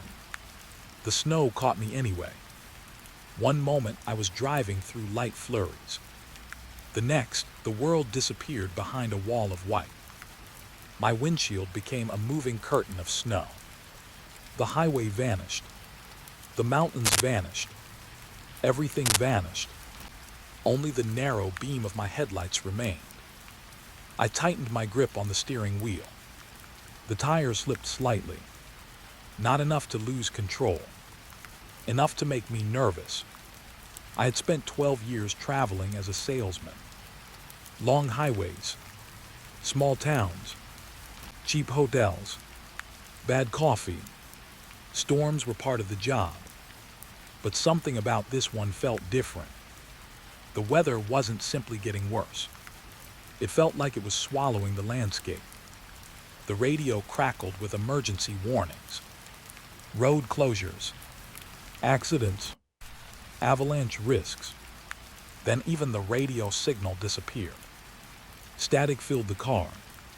I was completely alone. The realization settled heavily in my chest. Then I saw the motel. Its neon sign appeared through the snow like a lighthouse. Vacancy. Half the letters flickered.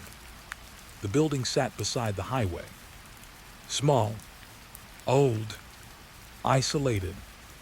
At that moment, it looked beautiful. I pulled into the parking lot. Snow immediately swallowed my tire tracks. The storm was getting stronger by the minute. The motel consisted of 2 long rows of rooms facing each other. A small office sat near the entrance. Only 3 vehicles occupied the lot. That surprised me.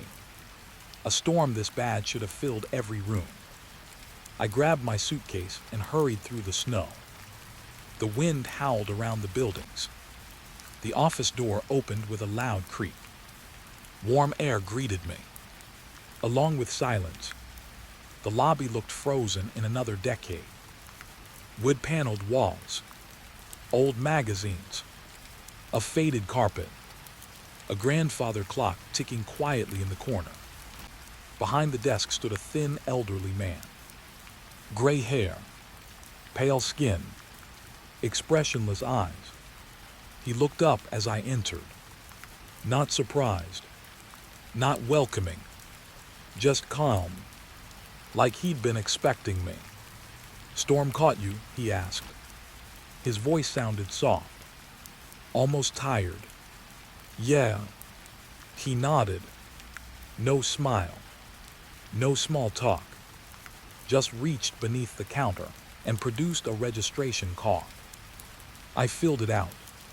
The entire process felt strangely quiet. Most motel owners talk, ask questions, complain about weather. This man barely spoke. When he handed me the key, his fingers trembled slightly. Room 14, the final room at the far end. I thanked him. He simply nodded. Then, as I turned to leave, he spoke again. "Try not to walk outside tonight." I looked back. The old man stared toward the dark window behind me. The storm gets confusing. The comment seemed odd, but I assumed he meant poor visibility. I thanked him again and headed toward my room. The snow had become brutal. Wind blasted across the parking lot. Ice crystals stung my face. By the time I reached room 14, my coat was covered in white. The room itself looked ordinary. A bed, a television, a desk, a bathroom. Nothing unusual. I dropped my suitcase beside the dresser and exhaled deeply. Safe, warm, temporary. Exactly what I needed. For the next hour, I answered emails and organized paperwork. The familiar routine helped settle my nerves. Outside, the storm continued building. Snow hammered against the windows. Wind rattled the walls. The motel felt increasingly isolated, like an island floating in darkness. Around 9 o'clock, hunger finally drove me outside. The office sold snacks, maybe microwave meals if I got lucky. I pulled on my coat and stepped back into the cold. The parking lot looked different. The snowfall had transformed everything. Vehicles sat buried beneath fresh drifts. The highway beyond the motel no longer existed. Only white darkness. I crossed toward the office. Halfway there, I noticed another guest. A woman stood beneath the overhang outside room 7, smoking, watching the storm. She appeared to be in her 40s. Dark coat, dark hair. Something about her expression felt distant, lost. For a brief moment, our eyes met. Then she quickly looked away. The interaction lasted only seconds, yet it left me strangely uneasy. I couldn't explain why. The office provided little more than vending machines. I bought chips and coffee. The old manager sat reading a newspaper. When he saw me, he folded it neatly. "Roads won't open tomorrow," he said. I frowned. "That bad?" He nodded. "Maybe longer." The answer disappointed me. Missing sales meetings meant losing money. But weather was weather. Nothing I could do about it. I carried my snacks back toward room 14. That's when I noticed something strange. Room 12. The curtains were open. Inside sat a man at a small table, motionless, staring toward the parking lot. At first, nothing seemed unusual. Then I realized he wasn't moving at all. Not eating, not reading, not watching television. Just sitting there, staring. His face looked pale beneath the room's yellow light.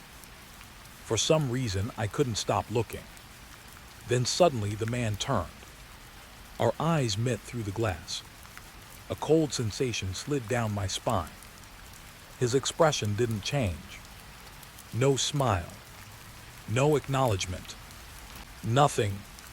Just silent observation. I quickly continued walking, telling myself not to be ridiculous. People are strange. Motels attract strange people. End of story. Yet when I entered my room, I immediately locked the door. The action felt automatic, instinctive. I didn't like that. Around midnight, I woke unexpectedly. The room was dark. For several seconds, I lay still, listening. Something had awakened me. A sound. I wasn't sure what. The storm still roared outside. Wind pushed against the building. Ice tapped softly against the windows. Then I heard it again. Footsteps.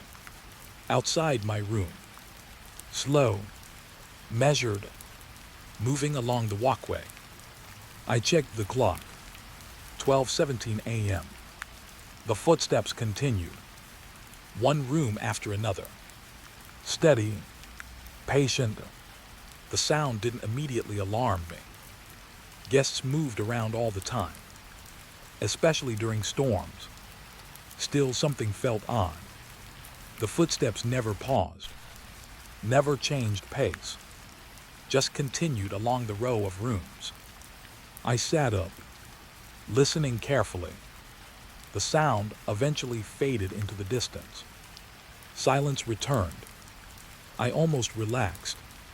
Then the footsteps started again, coming back. The exact same pace, the exact same rhythm. Back toward room 14. My pulse quickened slightly. I moved toward the window, carefully parted the curtain.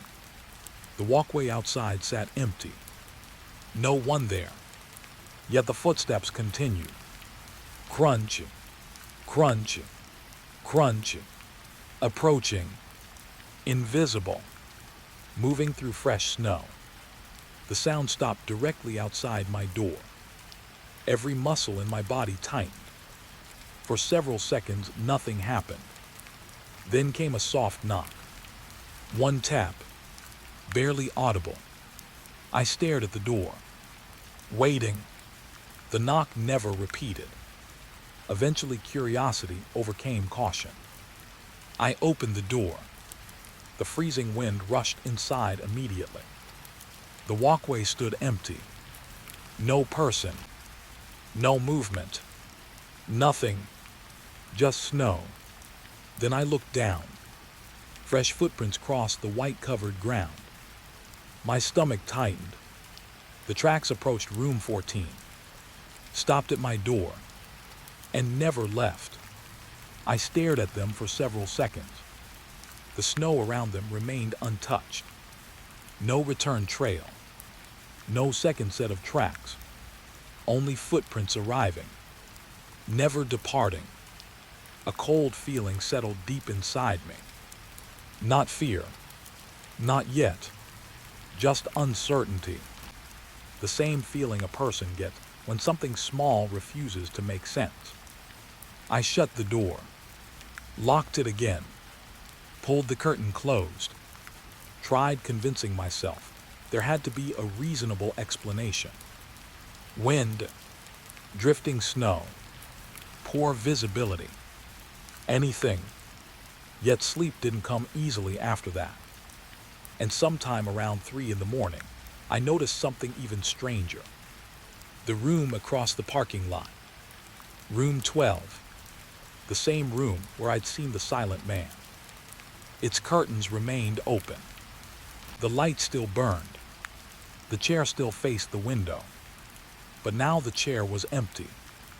And standing outside my room, perfectly still beneath the falling snow, was the man who had been sitting in it. The man was gone by morning. No footprints. No sign he had ever stood outside my room. Nothing. I pulled the curtain aside as soon as I woke up. Fresh snow covered the parking lot. The storm had eased slightly during the night. The mountains remained hidden behind thick clouds, but visibility had improved. I immediately searched for tracks beneath my window. There were none. Not a single footprint. The place where I had watched the man standing in the snowfall looked untouched. Pure white. Perfectly smooth. For several seconds, I stood frozen beside the glass, questioning myself. Maybe I had dreamed it. Maybe exhaustion and stress had blurred reality. Long drives, bad weather, isolation. Those things affect people. That explanation almost comforted me. Almost. Then I looked across the parking lot. Room 12. The curtains remained open. The chair still faced the window, but the room itself was empty. No luggage, no clothes, no signs of occupancy. The bed looked perfectly made, as though nobody had stayed there at all. A knot formed in my stomach, because I knew exactly what I had seen the night before. I had watched a man sitting inside that room. For hours, I showered, got dressed, then headed toward the office. The motel felt different during daylight. Less threatening, less mysterious. The storm no longer seemed alive, just inconvenient. Yet the uneasiness remained, like a splinter buried beneath the skin. The office smelled of coffee and dust. The old manager stood behind the counter organizing receipts. When he saw me, he offered a brief nod. Nothing more. I glanced toward the key rack behind him. Room 12's key hung exactly where it belonged. My pulse quickened slightly. "Busy place?" I asked casually. The old man shrugged. "Sometimes." I pointed toward the parking lot. The guy in room 12 leave early. The manager stopped moving. Only for a second. But I noticed. His eyes slowly lifted toward me. What guy? Something tightened inside my chest. The man staying in room 12. Silence. The old manager stared at me. Expression unreadable. Then he calmly returned to sorting papers. Nobody staying in room 12. I waited for a smile. A joke. Some indication he was teasing me. Nothing came. The conversation simply ended. I stood there awkwardly. The office suddenly felt smaller, more confined. Finally, I forced a laugh. Could have sworn I saw someone. The old manager didn't answer. The silence lingered. Heavy, uncomfortable. Eventually, I left. Outside, snow drifted lazily through the cold air. The motel seemed quieter than before. I noticed another guest sitting beneath the covered walkway. The woman from room 7. She held a steaming cup of coffee, watching the distant mountains. When she noticed me approaching, she gave a small nod. I returned it. For a few moments we stood in silence. Then she surprised me. You saw somebody in room 12. The statement hit me immediately. I turned toward her. She looked away before I could answer, as though discussing the topic made her uncomfortable. How do you know that? I asked. The woman sighed. A tired sound, like someone revisiting an unpleasant memory. Because everybody eventually does. A cold sensation moved down my spine. She took another sip of coffee, still avoiding eye contact. What does that mean? For a moment, I thought she might refuse to answer. Then she glanced toward the motel office, making sure the manager wasn't nearby. Only then did she speak. How long have you been here? One night. She nodded. Then you've got time. The answer confused me. Time for what? Before I could ask, another voice interrupted. Don't start. The words came from behind us. I turned. A heavy-set truck driver stood near the ice machine. His beard was dusted with snow. His expression looked irritated. The woman frowned. I'm just talking. That's how it starts. The truck driver walked closer. His eyes briefly met mine. There was genuine concern there. Not fear. Concern. Like he was trying to protect someone from making a mistake. He lowered his voice. Don't listen to stories. The woman rolled her eyes. Neither seemed surprised by the conversation. That bothered me. This wasn't their first argument. Not even close. I felt as though I had walked into the middle of something old. Something ongoing. The truck driver looked at me. Roads should open in 2 days. Maybe. I nodded. He continued. Stay in your room, watch TV, read a book. His expression hardened. Don't go looking around. The warning landed heavily. Not because of what he said, because of how he said it. Like a man speaking from experience. The woman waited until he walked away. Then she quietly whispered something. Ask him about room 22. I frowned. Room 22. She nodded. That's the upstairs room. My confusion deepened. I looked around the property. The motel appeared single-story. Every room opened directly onto the parking lot. No second floor. No visible staircase. Nothing. The woman seemed to notice my reaction. A faint smile crossed her face. The old wing. I followed her gaze. Beyond the office sat a separate section of the building. Older. Partially hidden behind snow-covered fencing. At first glance, I had mistaken it for storage space. Now I noticed something different. Windows. Several second-floor windows. Dark. Silent. Watching the parking lot. The realization sent a small chill through me. There was an upper floor after all. I had simply never noticed it. Nobody uses it anymore, she said. Why not? The smile disappeared. For several seconds she remained silent. Then she answered. Because of room 22. The conversation should have felt ridiculous. Like a ghost story shared by stranded travelers. Instead it felt strangely serious. Nobody laughed. Nobody smiled. Even the woman seemed uncomfortable discussing it. What's in room 22? I asked. She stared toward the old wing. The dark windows. The snow collecting along the roof. Then she quietly answered. Depends who you ask. I waited. She continued. Some people say it's empty. The wind blew softly across the parking lot. Snow drifted between the buildings. Others. The woman hesitated. then lowered her voice.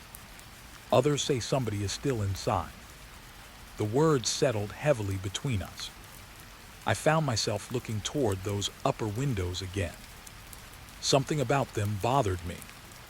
The curtains remained closed, yet I couldn't shake the feeling that someone stood behind them, watching, listening, waiting. The woman eventually excused herself and returned to her room, leaving me alone with my thoughts. I spent the afternoon trying to focus on work. Emails, sales reports, phone calls whenever the signal briefly returned. Nothing helped. My attention kept drifting back to the old wing. Room 22. The sealed room upstairs. The impossible guest in room 12. The manager's strange behavior. The pieces didn't fit together, yet somehow they felt connected. That evening, I returned to the office.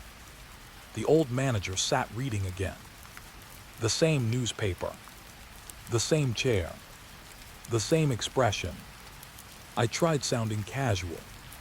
"What's upstairs?" The question changed everything. His eyes slowly lifted from the page. No surprise. No confusion. Only resignation. Like he'd known this moment would arrive. "The old rooms are closed." "Why?" A long silence followed. The grandfather clock ticked softly in the corner. Finally, he folded the newspaper. Neatly, carefully. Then he spoke. Because some doors should stay closed.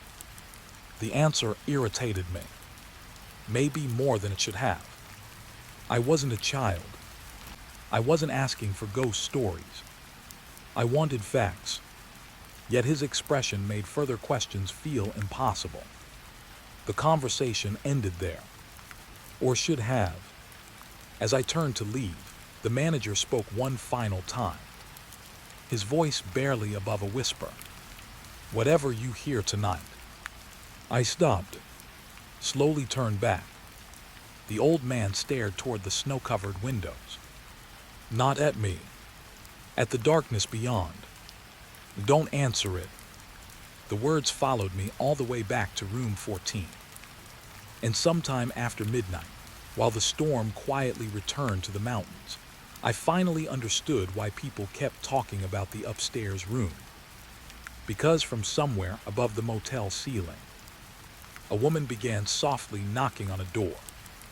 And she didn't stop. The knocking continued until sunrise. Slow, patient, always the same rhythm. 3 soft knocks. A pause. Then 3 more. I never saw who was making them. I never heard footsteps. Only the sound itself. Like someone standing outside, a locked door that would never open. By morning, I felt exhausted. I had barely slept. Every time I started drifting off, the knocking returned. Sometimes distant, sometimes closer.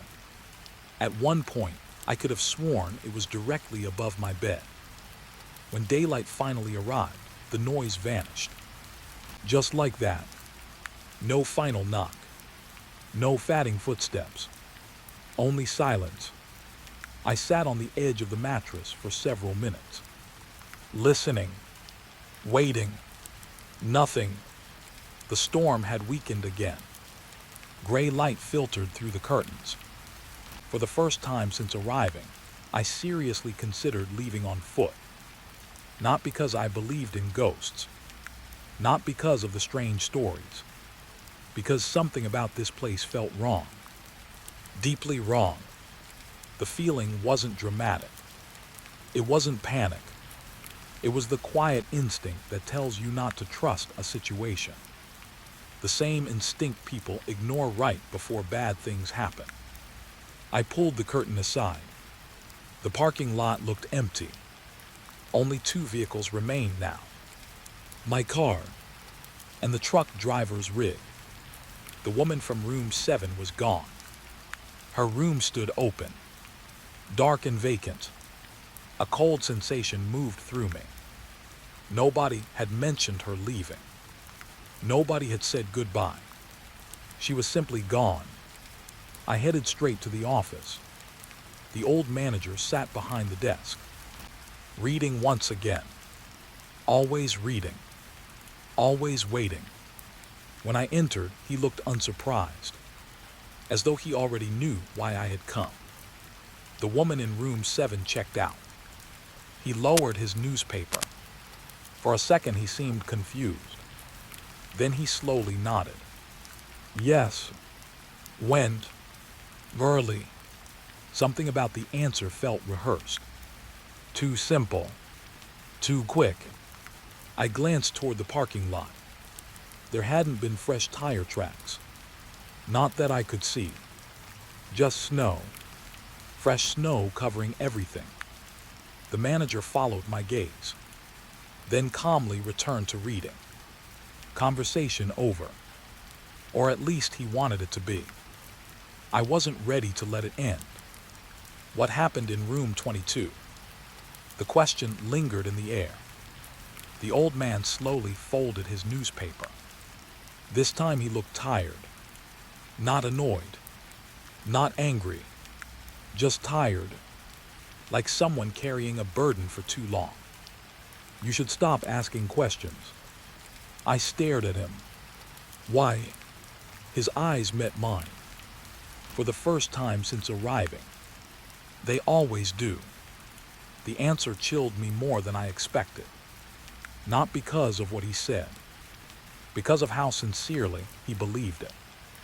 I left the office with more questions than answers. The motel seemed unusually quiet. The truck driver's room remained closed. No movement. No sounds. No sign of life. I spent most of the afternoon wandering the property. Partly from boredom. Partly from curiosity. The old wing kept drawing my attention. The second floor window stared down at the motel like blind eyes. Snow covered the staircase leading upward. Nobody had used it recently. At least that's what it looked like. Then I noticed something. One set of footprints. Fresh. Leading up. None coming back down. I stood there for several seconds, studying them. The tracks disappeared onto the upper landing, then vanished. The sight made my stomach tighten. Someone had gone upstairs recently. Very recently. Yet nobody appeared to be up there. The old manager claimed the rooms were closed. The evidence suggested otherwise. I nearly climbed the stairs. Nearly. Something stopped me. A strange reluctance. Like approaching the edge of deep water. Eventually, I turned away, trying to convince myself it wasn't my business. The excuse lasted less than an hour. By evening, I found myself back in the office. This time, while the manager stepped into a storage room. The opportunity appeared unexpectedly, and I took it.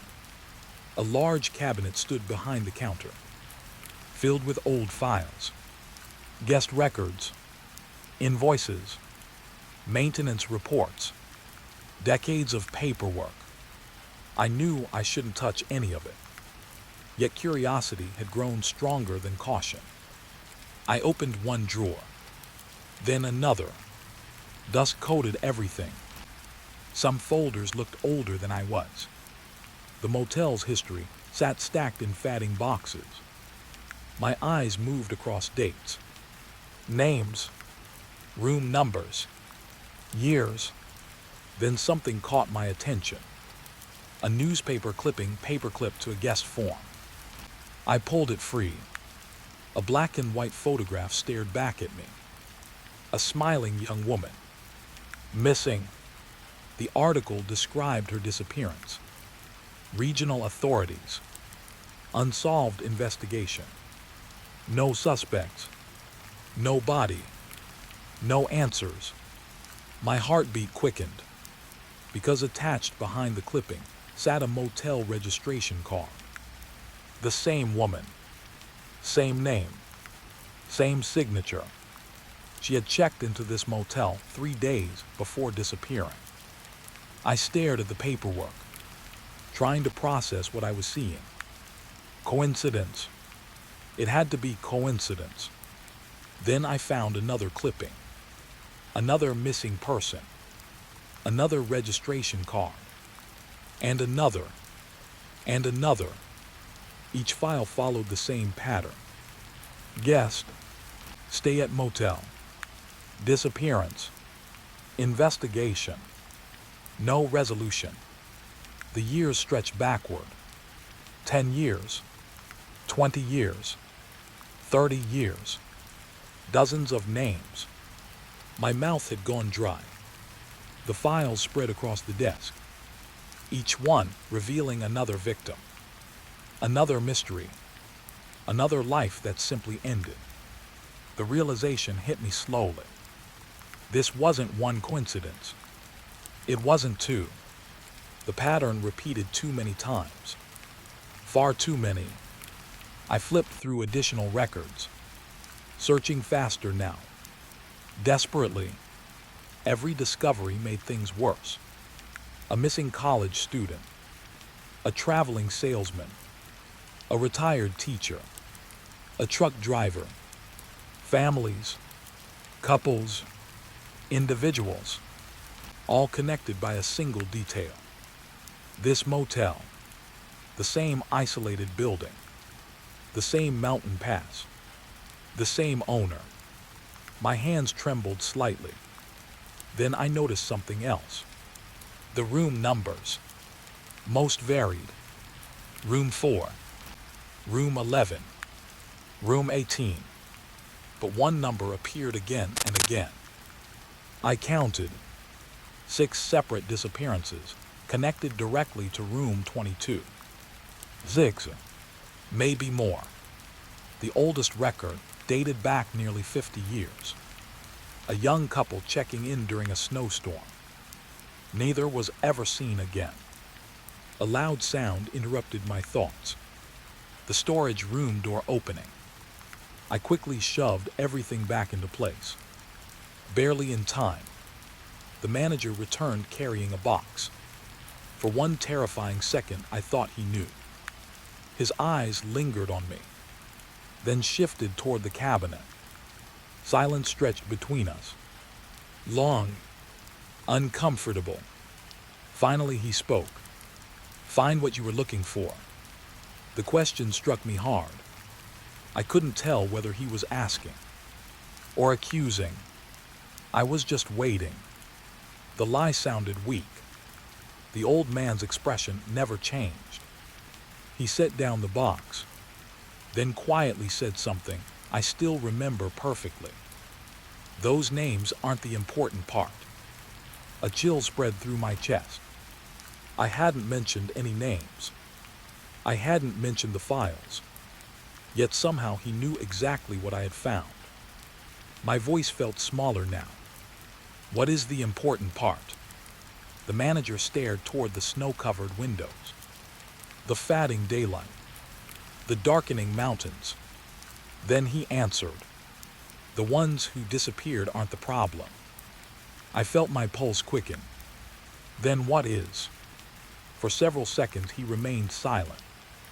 When he finally spoke, his voice had become almost a whisper. The ones who came back. The room suddenly felt colder. Much colder. I waited for him to explain. He didn't.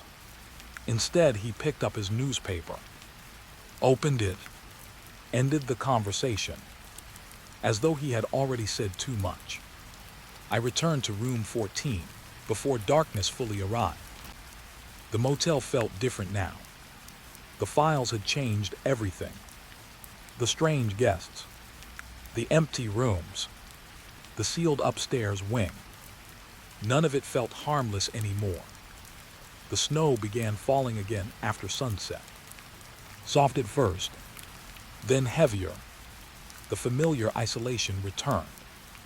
I sat beside the window watching flakes drift through the darkness, trying to make sense of everything.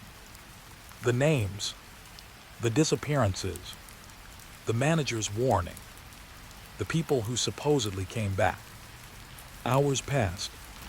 The parking lot emptied into darkness. One by one, the motel lights shut off, until only a few remained, including one light upstairs, in the old wing. I froze. The light had definitely been off earlier. Now a pale yellow glow shone behind a second-floor curtain. Room 22. Someone was inside. As I stared upward, the curtain slowly moved aside. Just a few inches, and a face appeared behind the glass. A face I recognized immediately, because it belonged to the woman from room 7. The guest who had supposedly checked out that morning. The woman from room 7 should not have been there. I knew that immediately. The manager said she had checked out. Her room was empty. Her belongings were gone. Yet there she was, standing behind the curtain of room 22, watching me. The yellow light behind her cast long shadows across her face. For a moment, I almost convinced myself it wasn't really her. The distance made details difficult to see. Maybe it was another guest. Maybe someone who looked similar. Then she slowly raised her hand. Not waving, not signaling, just pressing her palm gently against the glass. The exact same gesture she had made earlier that day while holding her coffee.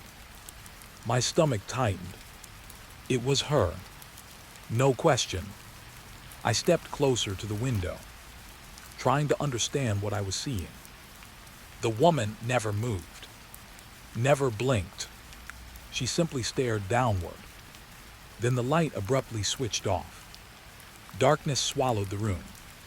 The face disappeared. I remained frozen beside the window, my pulse hammering inside my ears. The darkness above seemed deeper now, more alive. The room had vanished into shadow, yet I couldn't shake the feeling that someone still stood there, watching, waiting. The rest of the motel appeared asleep. No lights, no movement, only the endless snowfall drifting through the parking lot. I should have stayed inside. That would have been the smart choice. Instead, I grabbed my coat. The moment had become too strange, too impossible. I needed answers. I stepped outside. The cold struck immediately. The storm had strengthened again. Snow whipped across the lot in twisting waves.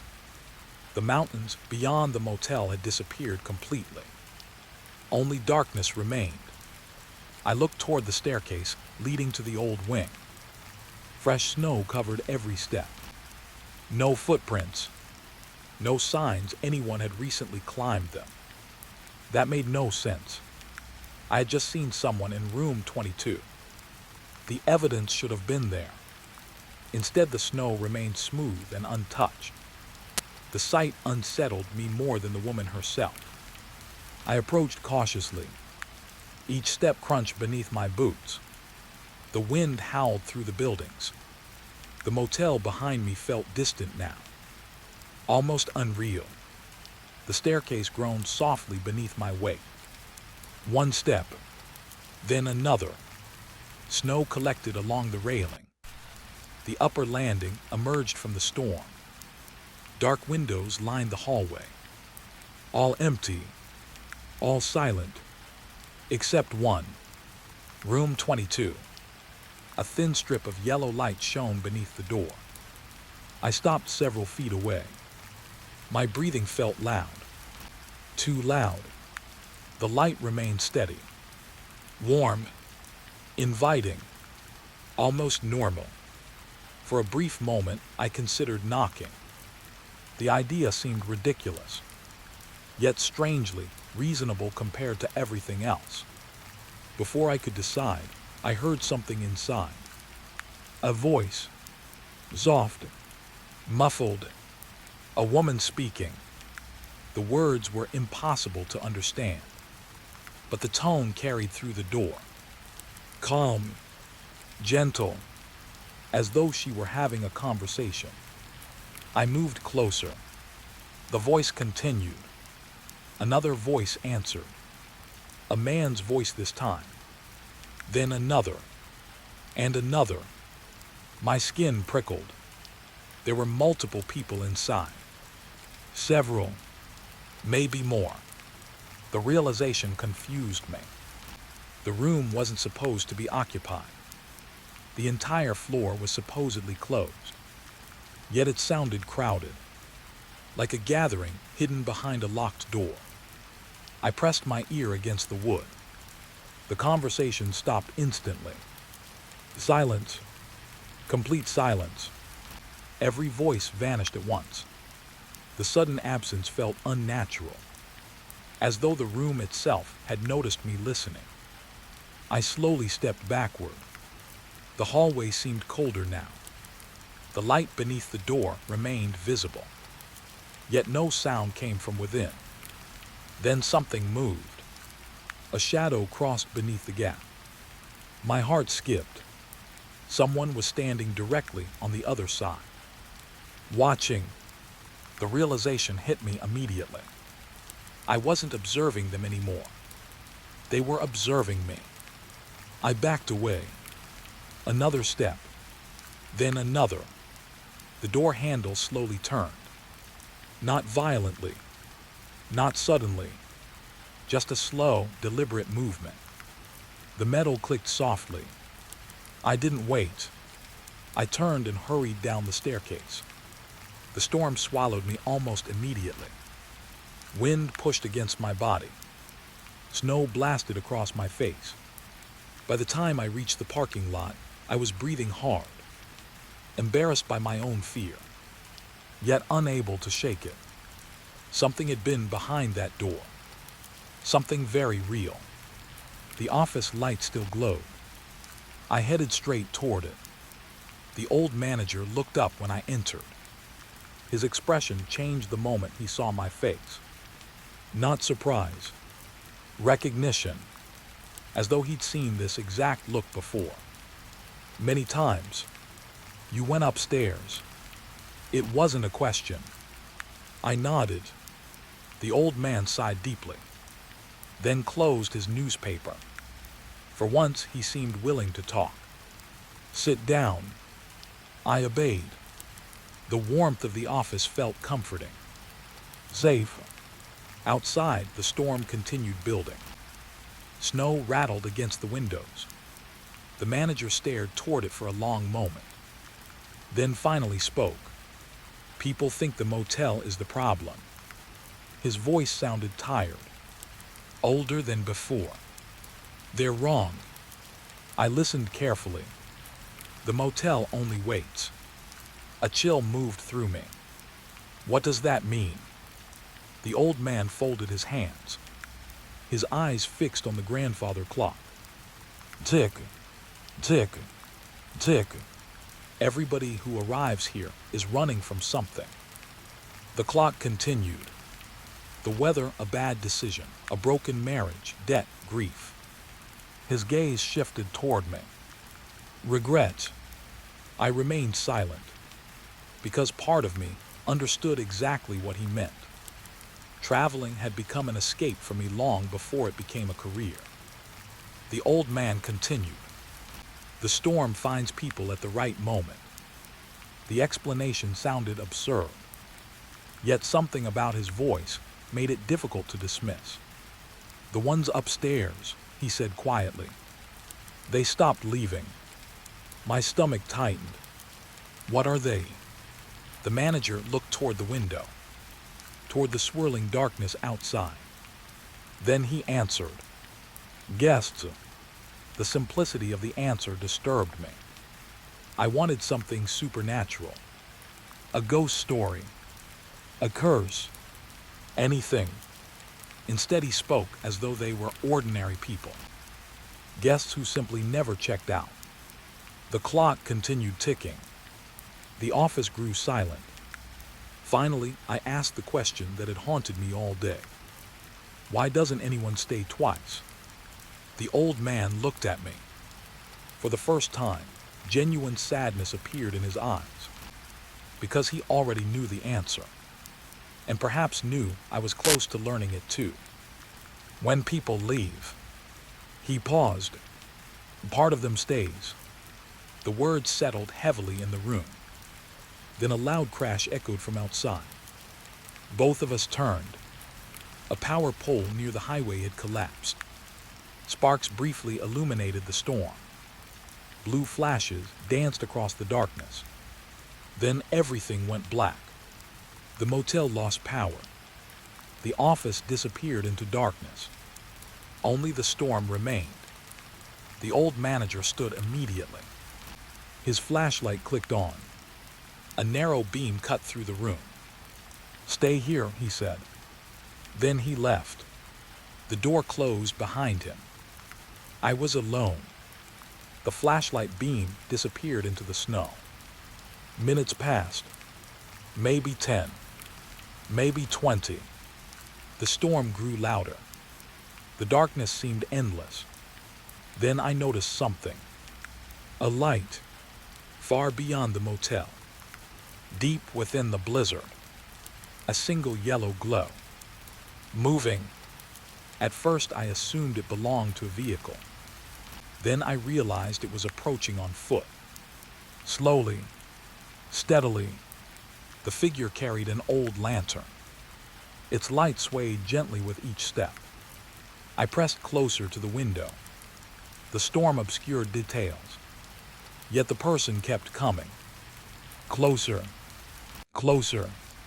Eventually, the lantern illuminated a face.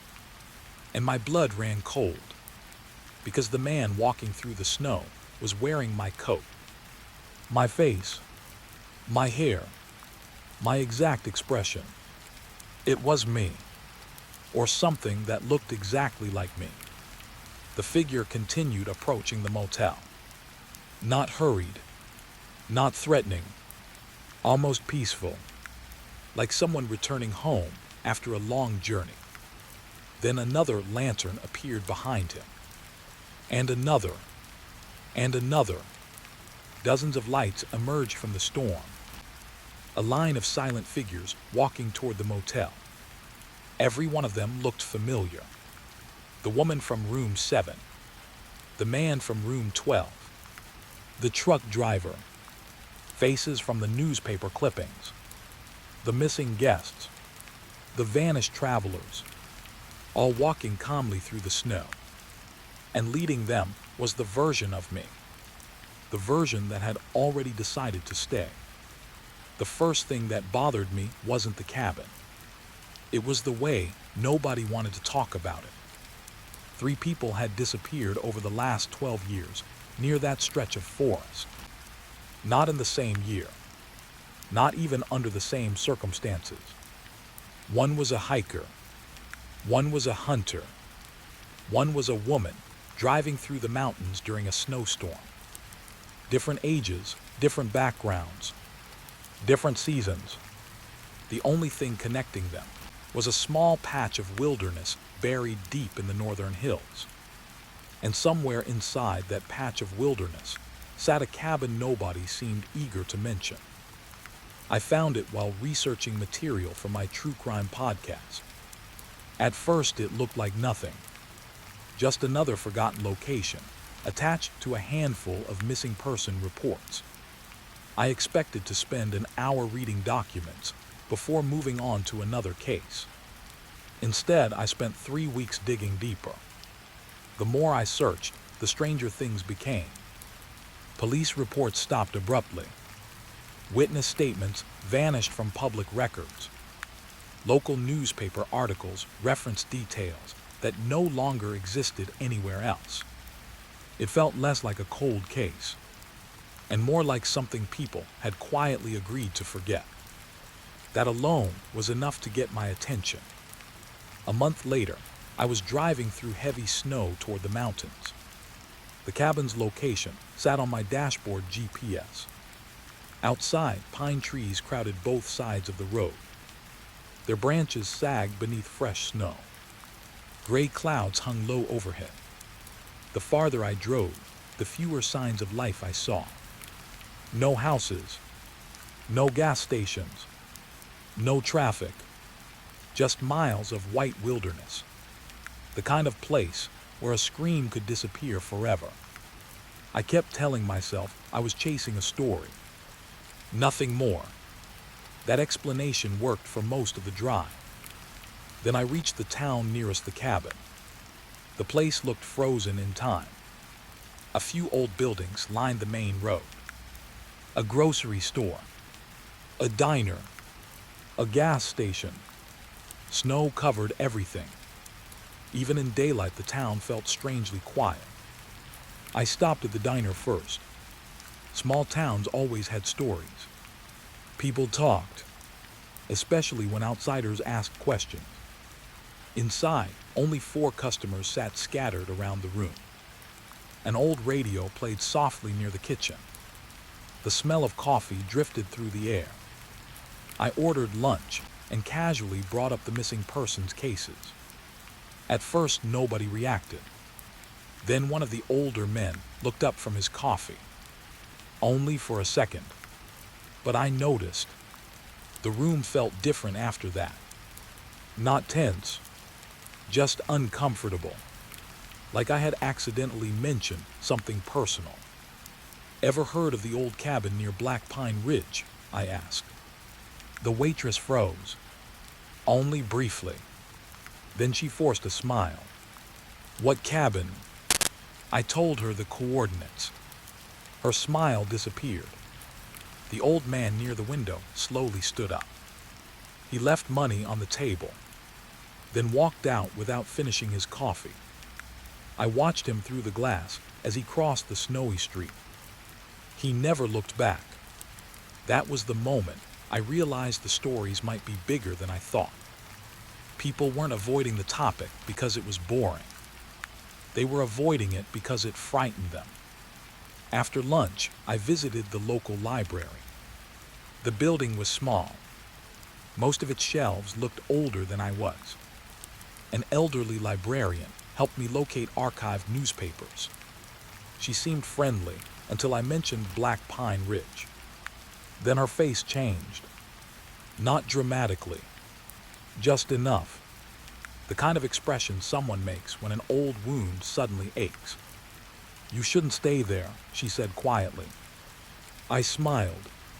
People always said things like that around haunted locations.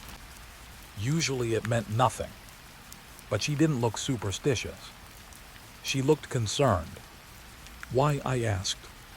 For several seconds she stared at the falling snow outside. Then she shook her head. "I don't know why."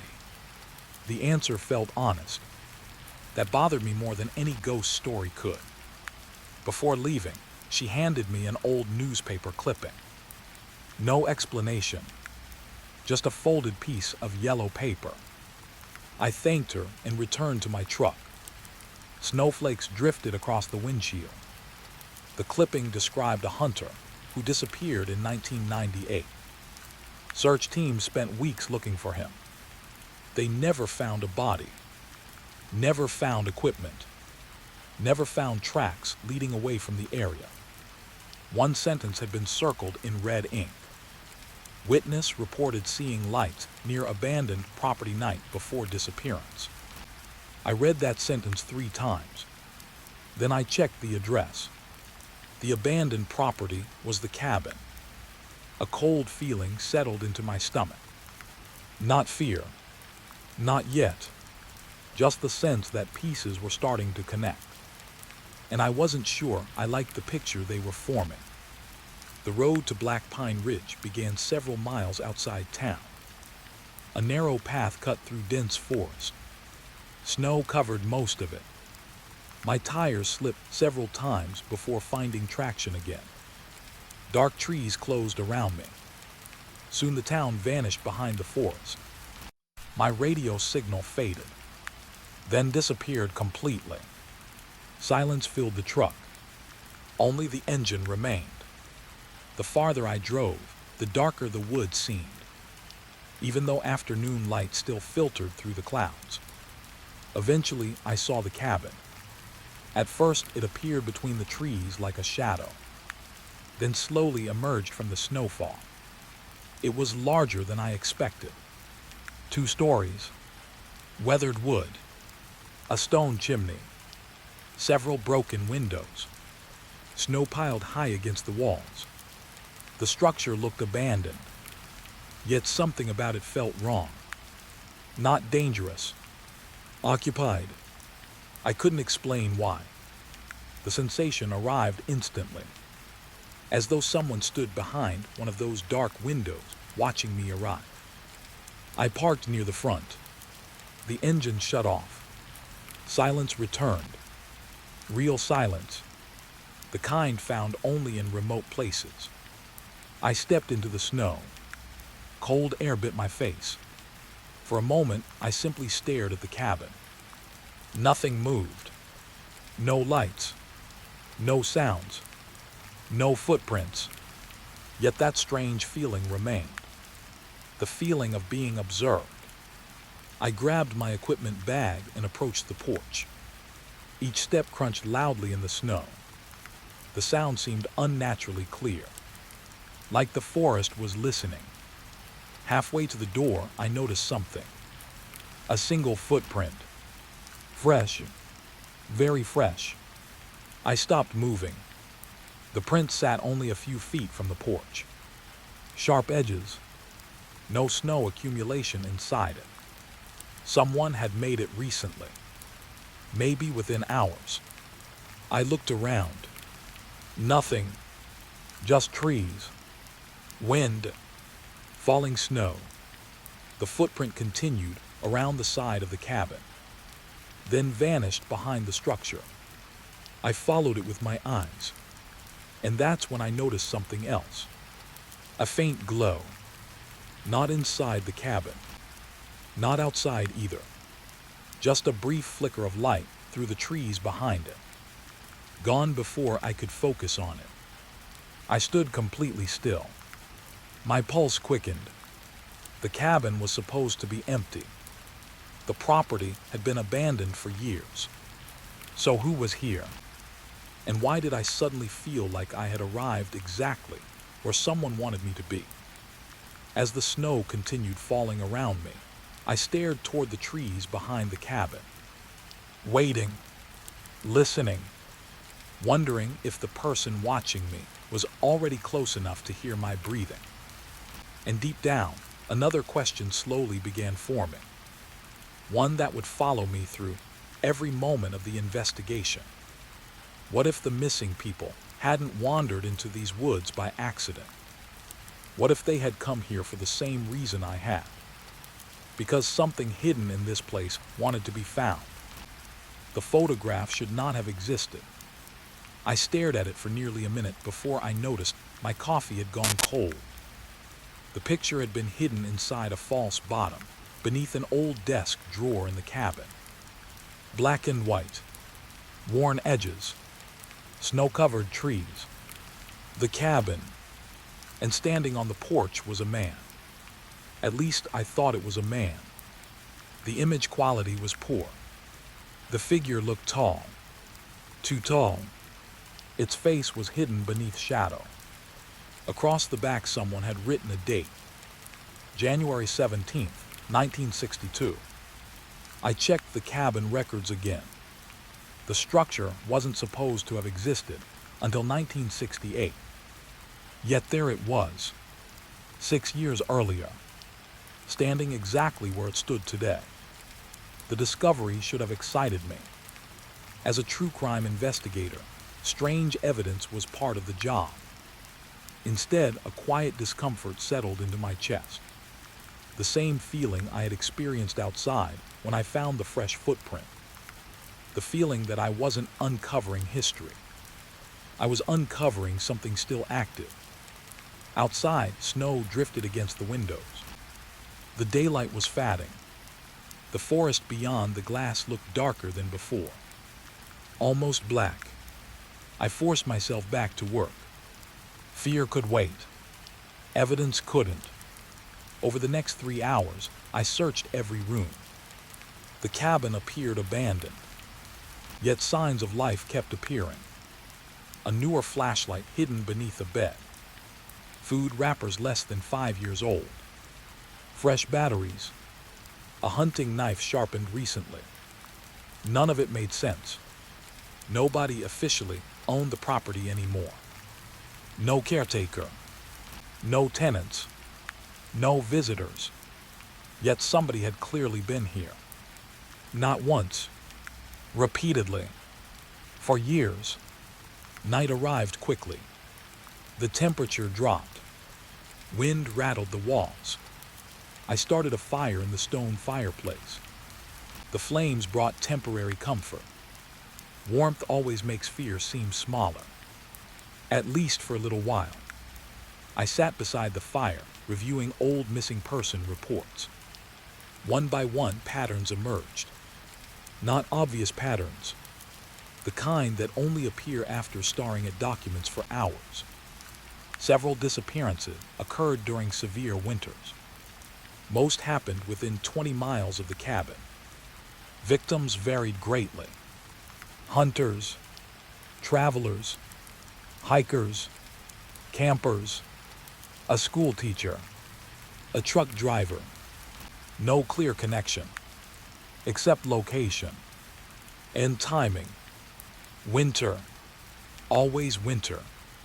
I leaned back in my chair. Something about that detail bothered me. Then I realized why. Predators follow patterns. People usually don't. Animals migrate. Hunters establish territory. Serial offenders develop routines.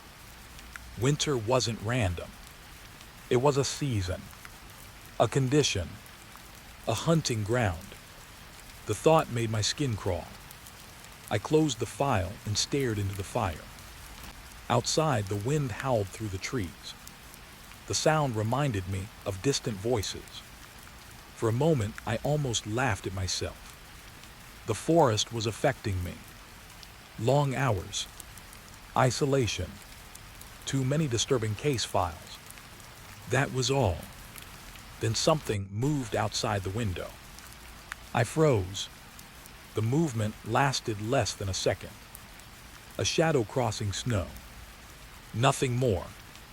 I stood immediately. Heart racing. The flashlight beam swept across the darkness. Trees. Snow. Branches. Nothing else. No person. No animal. No tracks visible from the house. Eventually, I convinced myself it had been a branch moving in the wind. But I didn't fully believe it. Not even then. Sleep came slowly that night. Every sound felt amplified. The cabin creaked constantly. Old wood expanding and shrinking in the cold. At least that's what I told myself. Around midnight, I woke suddenly. No nightmare. No loud noise. Just awake. The fire had nearly died. The room glowed orange. For several seconds, I lay still, listening. Then I heard it. Footsteps. Slow. Crunching through snow. Outside. I sat upright. The sound continued. One step. Then another. Then another. Circling the cabin. Not rushing. Not sneaking. Walking. As if whoever was outside knew I could hear them. As if they wanted me to. My throat felt dry. I moved quietly toward the window. The footsteps stopped. Silence. I pulled back the curtain. Nothing. Fresh snow covered the ground. The forest stood motionless beyond it. I waited. 5 minutes. 10 minutes. No movement. No sounds. Eventually, I returned to bed. But I never truly slept again. Morning arrived beneath gray skies. The storm had eased. I stepped outside immediately. The cold hit hard. My breath drifted through the air, and there they were.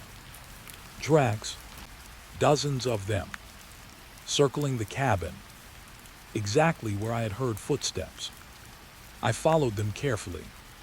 The prints appeared human, mostly, yet something looked wrong.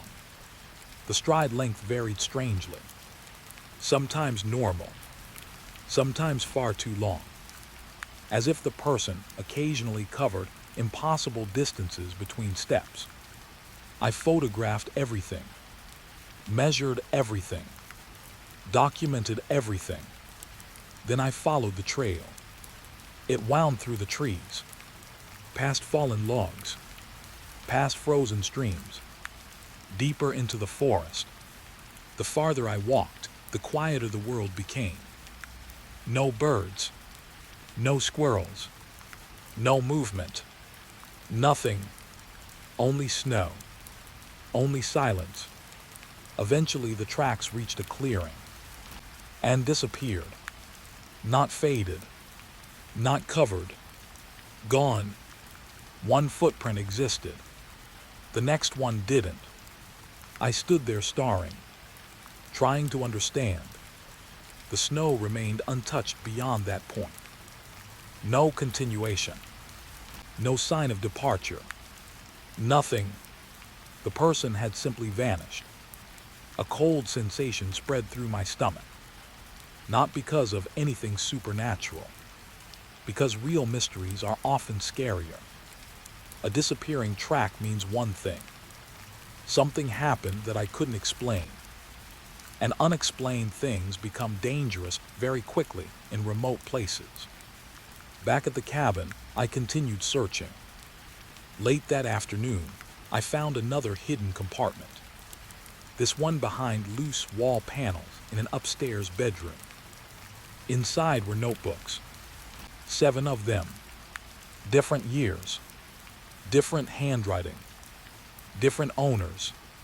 At first I thought they belonged to random visitors. Then I started reading. Every notebook described the same thing. A figure, always seen during winter, always near the cabin, never clearly identified. One writer called it a hunter. Another called it a hermit. Another described it as a man who never aged. Most entries ended abruptly. Incomplete sentences, unfinished thoughts, pages ripped away. One notebook belonged to a woman named Sarah. The date was 1987. Her final entry made my blood run cold. I saw him again tonight. Same face as the old photograph, same coat, same eyes. If these journals are real, then he should already be dead. I read that line 3 times. The old photograph, the one from 1962. The same face, 25 years later. I searched through the remaining notebooks. The pattern grew worse. Witnesses separated by decades described the same person. Same height, same clothing, same appearance. No aging, no change. Always winter, always near the cabin. A logical explanation existed. There had to be one. Maybe stories spreading from person to person. Maybe mistaken identity. Maybe exaggeration. But another possibility quietly entered my thoughts. What if the witnesses were telling the truth? That idea stayed with me as darkness returned. The second night felt different. The cabin no longer seemed abandoned. It felt occupied. Not physically, historically, as though every missing person had left part of themselves behind. Their fear, their uncertainty, their final questions. The walls seemed full of them. After sunset, I reviewed maps from old police investigations. One location appeared repeatedly. A frozen ravine north of the property. Search teams had concentrated there during several disappearances. No bodies were ever recovered. No evidence either. Just reports. Always reports. Always uncertainty. The same uncertainty that surrounded the cabin. As midnight approached, snow began falling again. Thick flakes drifted across the windows. The world outside vanished. Only white darkness remained. Then I noticed something. A light, far beyond the trees. A small glow, moving slowly. I grabbed binoculars. The beam looked like an old lantern. Not a flashlight. Not a vehicle. Someone walking. I watched for several minutes. The light moved steadily through the forest, toward the ravine, toward the place connected to multiple disappearances, toward the location appearing again and again in old case files. Then the light stopped. For a moment, it remained perfectly still. And even from that distance, I felt an impossible certainty. The person carrying it was looking directly toward the cabin, toward me. The lantern remained motionless for nearly a minute, then vanished, not dimmed, not turned away, gone, as if swallowed by the snow itself. I lowered the binoculars slowly. The room suddenly felt much colder, not because of ghosts, not because of monsters, because evidence was beginning to point toward something worse, something human. A predator patient enough to survive decades, careful enough to avoid detection, patient enough to let stories become legends. And if the journals were right, if the photograph was real, then whatever had used this cabin through generations might already know I was investigating. The unsettling part wasn't that somebody had been here. The unsettling part was the possibility that they had never truly left. And somewhere beyond the storm, hidden among the trees, a single unanswered question remained. How many winters had that lantern been making the same journey through the snow? The road wasn't on any modern map. That was the first thing that made me interested. The second thing was the number of people who refused to talk about it. I had spent nearly 8 years working as an investigative journalist. Most rumors eventually led nowhere. Missing hikers usually got lost. Strange lights usually had simple explanations. Local legends often survived because they were entertaining. But this story felt different. The mountain road appeared in dozens of old records. Police reports, weather logs, county documents, newspaper archives. For almost 70 years, the same thing appeared over and over. Every winter the road closed. Not officially. Not because of government orders. People simply stopped using it. Those who lived nearby avoided it completely. And somewhere at the end of that forgotten road stood a house occupied by a widow named Eleanor Voss. According to local rumors, travelers who disappeared near the mountain had often been seen speaking to her shortly beforehand. There was never evidence, never witnesses who saw anything criminal. Just stories, whispers, patterns, the kind of thing that usually interested me, the kind of thing that usually got me into trouble. I arrived in the town shortly before sunset. Snow covered nearly every surface. The mountains rose behind the buildings like dark walls. Heavy clouds hung overhead. The air felt sharp and cold. I parked beside a diner and carried my notebook inside. Warm air greeted me. So did silence. Not complete silence. Conversations continued. Forks scraped plates. Coffee poured. But several people looked up when I entered. Outsiders were easy to spot in small towns.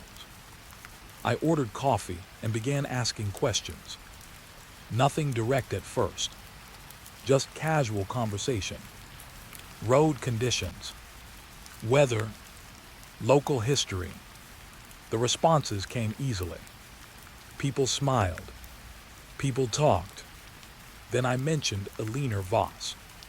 Everything changed. The waitress stopped writing. A man near the counter lowered his coffee cup. Someone at the back glanced toward the window. Nobody spoke for several seconds. The silence stretched longer than it should have. Finally, the waitress forced a smile. "Why are you asking about her?" The question felt careful. Not curious. Careful. "I'm working on a story." The smile faded. Nobody looked comfortable anymore. The old man near the counter shook his head slowly. "You should pick another story." I laughed lightly. "Why?" He stared into his coffee. "Because that one never ends well." The diner suddenly felt colder. Not because of anything supernatural. Because everybody seemed to know something. And nobody wanted to say it out loud. That reaction followed me throughout town. The local librarian refused an interview. The gas station owner claimed he knew nothing. A retired deputy ended our conversation the moment I mentioned the widow's name. Each encounter added another layer of mystery. People weren't acting annoyed. They were acting afraid. Fear leaves fingerprints. After years of interviewing witnesses and victims, I had learned to recognize it. This town was scared. Not of the road. Not of the mountains. Of something connected to them. That evening I checked into a small motel. The room overlooked the snowy main street. I spent hours reviewing old newspaper archives. Most articles described winter disappearances. Drivers, travelers, hunters, a few hikers. The details varied. The outcomes did not. Many were never found.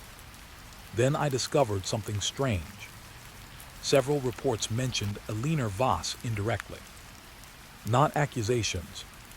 Not evidence. Just observations. A missing salesman had purchased supplies near her property. A stranded traveler had reportedly stayed at her house during a storm. A hunter was last seen asking directions to her road. Different years. Different decades. The same name appearing quietly in the background. Always present. Never central. I closed the laptop and rubbed my eyes. Outside, snow drifted beneath the streetlights. Something about the pattern bothered me. Not because it proved guilt. It didn't. But it suggested proximity. Like a shadow appearing repeatedly at the edge of a photograph.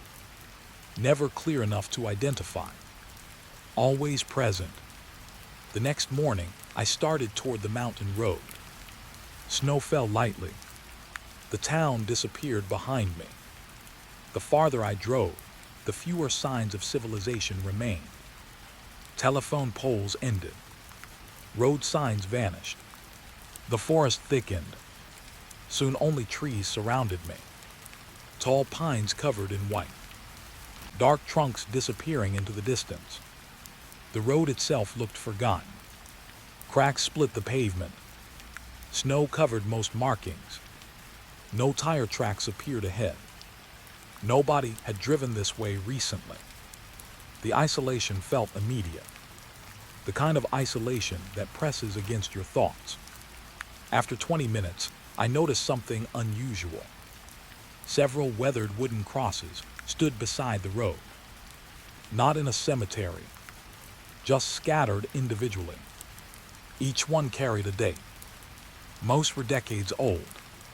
Some had names. Others didn't. I pulled over and examined the nearest marker. The wood was gray with age. Snow rested on top. The inscription had nearly faded. Missing December 1981. Nothing else. No explanation. No details. Just those words. A cold feeling settled into my stomach. I photographed everything. Then continued driving. The crosses kept appearing, one every few miles, sometimes two, sometimes three. All carried similar messages: missing, lost, never found.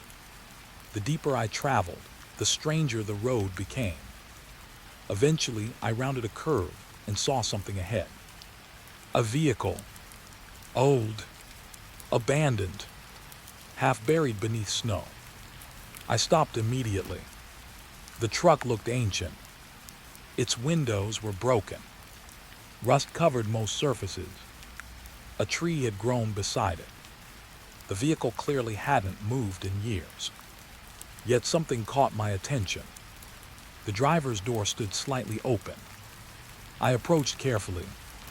Snow crunched beneath my boots. The forest remained silent. No birds. No wind. Nothing. Inside the truck sat an old leather journal. My pulse quickened. The pages were damaged but readable. Most entries described winter travel conditions. Nothing unusual. Then I reached the final page. The handwriting changed, became shakier, more rushed. I found the house. The woman was kind. She offered shelter. If weather improves tomorrow, I'll leave first thing. That was the final entry. No date. No signature. Nothing afterward. I stared at the words. The truck remained here. The journal remained here. The writer apparently never returned. Yet there was no body. No explanation. Only silence. I placed the journal back carefully, then looked deeper into the forest. Something about the trees felt wrong. Not dangerous. Watchful. As though the woods themselves were listening. The feeling disappeared when I returned to my car. I told myself exhaustion was affecting me. Long drives. Too much research. Too many stories. That explanation lasted another 20 minutes. Then I finally saw the house. It stood alone near the mountainside. Large, old, surrounded by snow-covered pines. Smoke drifted from the chimney. The sight surprised me. For some reason, I had expected something darker, something abandoned. Instead, the house looked peaceful, almost welcoming. Warm yellow light glowed behind the windows. A narrow path led toward the porch. The scene could have belonged on a holiday postcard. Yet my unease returned immediately. The contrast felt wrong. The road behind me was filled with stories about disappearances. The forest felt empty. The mountain felt isolated. And somehow this house sat calmly at the center of everything, as though untouched by time, as though winter itself protected it. I parked near the gate. For several moments, I remained inside the vehicle, watching. Nothing moved. No figures appeared. No sounds carried through the trees. Just smoke rising from the chimney. Eventually, I stepped outside. The cold hit hard. My breath drifted through the air. The snow reflected pale afternoon light. I walked toward the house slowly. Each step felt heavier than the last. Part of me wanted answers. Part of me wanted to leave. The journalist inside me kept moving forward. The human part felt increasingly uncertain. Then I noticed something beside the front path. A row of photographs displayed inside a glass case. Old photographs. Dozens of them. Some looked more than 50 years old. Men, women, families, travelers, visitors. At first I assumed they were relatives. Then I noticed something strange. Every photograph had been taken during winter. Every single one. And beneath each image was a handwritten date. No names, just dates. The oldest photograph dated back nearly 70 years. I stood staring at them, trying to understand, trying to find a pattern. Then a quiet voice spoke behind me. "You came a long way for this story." I turned. An elderly woman stood on the porch. Gray hair, heavy winter coat, calm expression. She looked exactly like someone who had spent decades living in the mountains. Nothing threatening, nothing unusual. Yet my heart began beating faster, because I knew immediately who she was. Eleanor Voss, the widow everyone feared.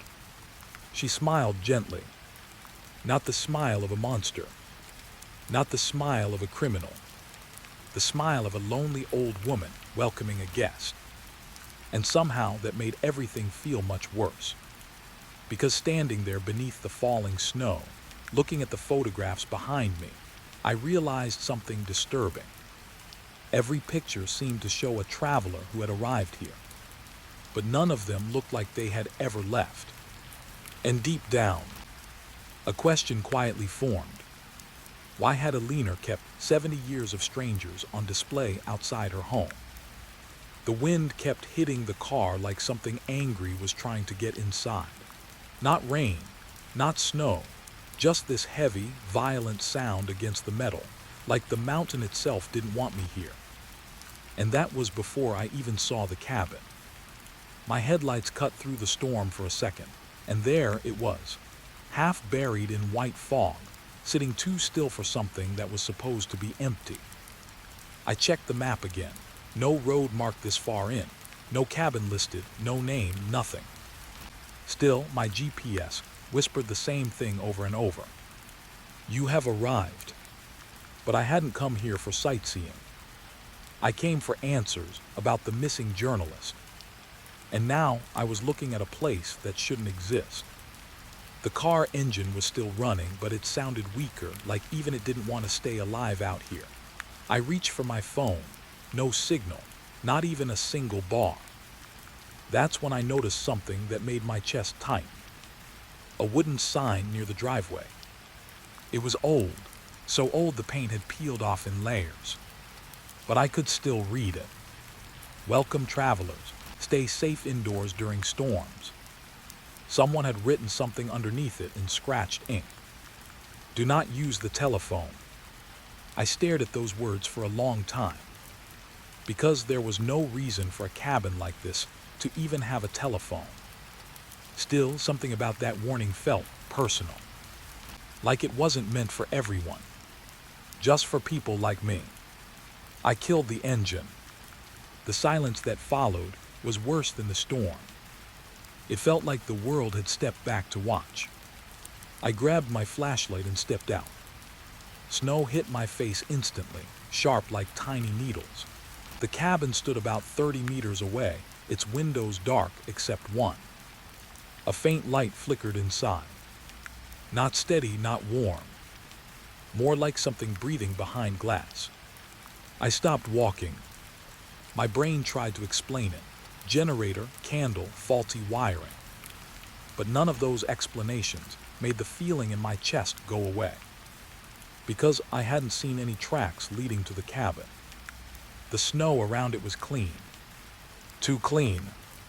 Like no one had walked there in days. Or maybe something never left. I forced myself forward. Each step sank deep, soundless, like the ground was swallowing me. The storm kept shifting around the cabin, circling it in a way that didn't feel natural. Almost like it was avoiding the place. That thought made my grip tighten around the flashlight. As I got closer, I saw the windows more clearly. And I wish I hadn't. There were marks on the glass. Not scratches. Fingerprints. From the inside. I froze. The wind roared again, and for a second I thought I heard something else under it. A faint knock. 3 times. From inside the cabin. My breath caught. I stood there trying to convince myself it was the wind shifting wood, but the sound had been too deliberate, too patient. Then it came again. Knock, knock, knock. same rhythm, same direction. I stepped back without thinking, and that's when the porch light turned on.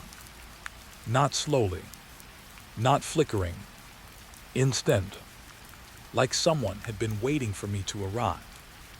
My flashlight suddenly felt useless, just a weak circle of light against something much bigger than me. I looked at the door. It was already slightly open, just a crack, like it had been waiting for me to push it. I don't know how long I stood there. Maybe seconds, maybe longer. Then my radio crackled. I almost dropped it. Static filled my ears, followed by a voice. Not clear, not human in the way voices are supposed to be, but still shaped like words. Storm gets worse after you enter. I looked around fast. No vehicles, no people, no footprints. The radio wasn't even supposed to work out here. I pressed it. Who is this? Only static answered. Then the voice returned, closer this time. You already arrived. I turned the volume down like that would help. My mind started doing what it always does in situations like this, trying to make it logical. Old ranger station frequency, broken equipment, echo interference. But none of that explained why the voice sounded like it was inside the cabin, waiting for me. The wind shifted again, and I swear the cabin creaked in response, like it heard the storm talking. I forced myself forward. One step, then another. The porch boards groaned under my weight, slow and tired, like they hadn't been walked on in years. But there were fresh marks on the wood. Wet ones, not snow, something darker. I stopped at the door. The handle was cold enough to burn, and scratched into the wood beside it were more words. Not warning this time. A list. Names. Dozens of them.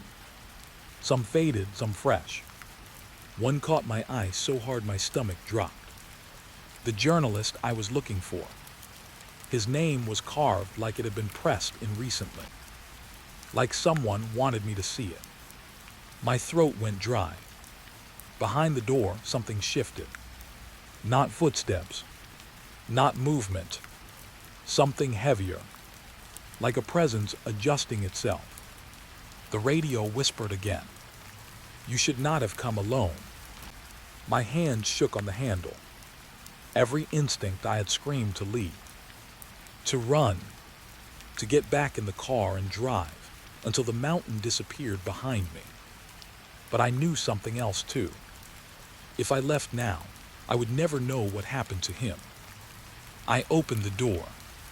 The cabin smelled like old wood and something metallic underneath it. Like rusted air. The inside was too warm. Too alive. A fire burned in the fireplace. Fresh. Not dying. Not old. Fresh. But there was no one there. Just furniture. A table. And on it a guest register. Open. Waiting. And before I could step inside fully, the door behind me slowly closed on its own. Not fast. Not violent. Just patient.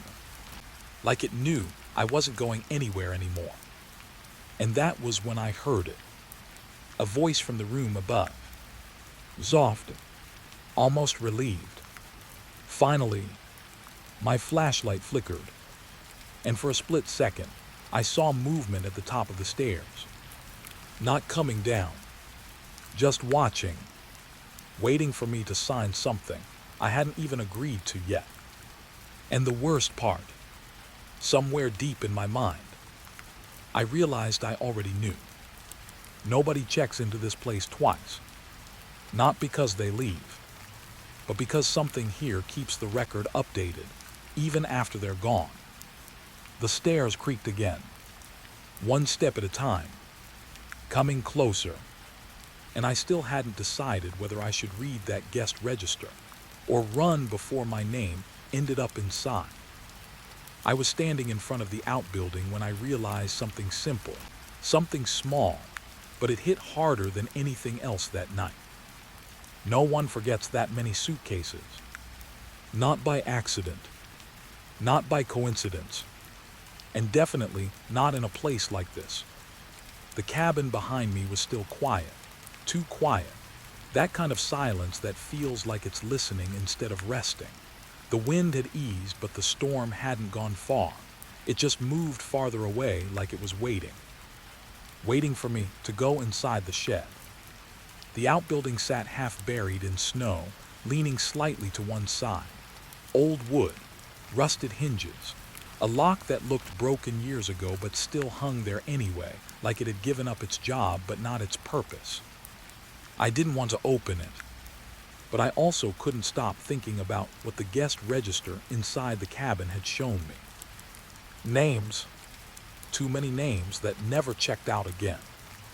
And then the message on the radio earlier still echoed in my head. You don't leave here the way you arrive. I pulled the shed door open. It groaned like it was waking up.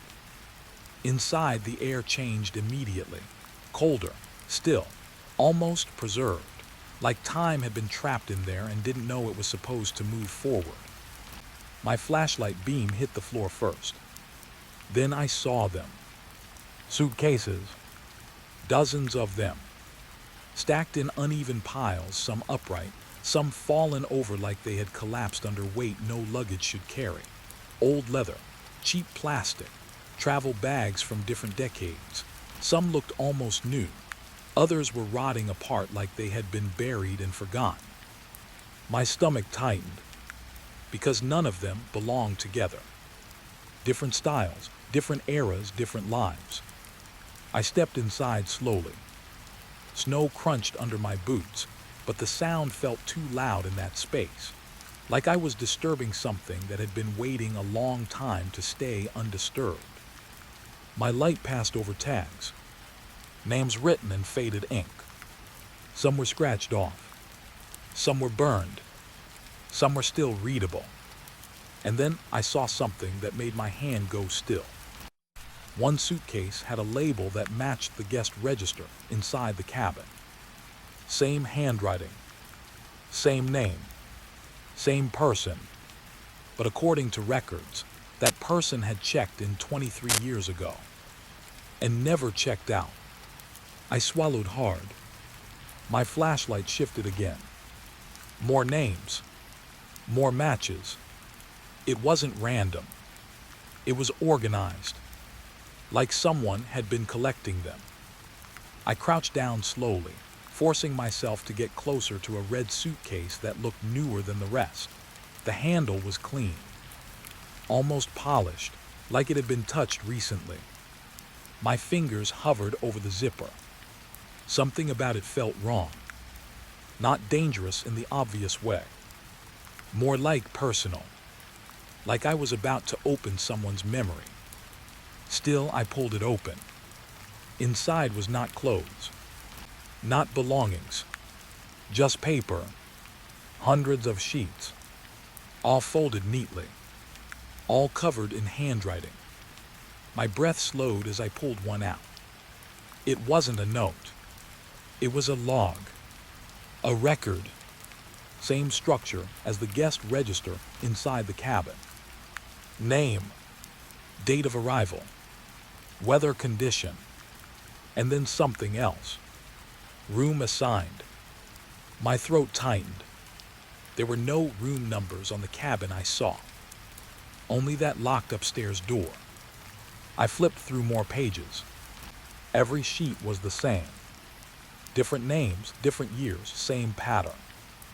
And at the bottom of each page, a final line. Suitcase stored. I stepped back without realizing it. My boots hit something behind me. Another suitcase fell slightly, and from inside it, a soft sound, like fabric moving. I froze. The sound didn't repeat. Not immediately. Then again, a slow shift, like something inside had turned over. I didn't open it. I shouldn't have, but my mind had already started asking the question I didn't want it to ask. If the suitcases were still here, then what exactly was inside them now? A sudden thought hit me so hard I almost dropped my flashlight. What if the suitcases weren't storage? What if they were containment? Behind me, the shed door creaked. I turned fast. Nothing there. But the door hadn't moved from wind. It had moved inward, like someone had just pulled it a few centimeters. From outside, I stepped toward it slowly. My heart wasn't racing yet. It was worse than that.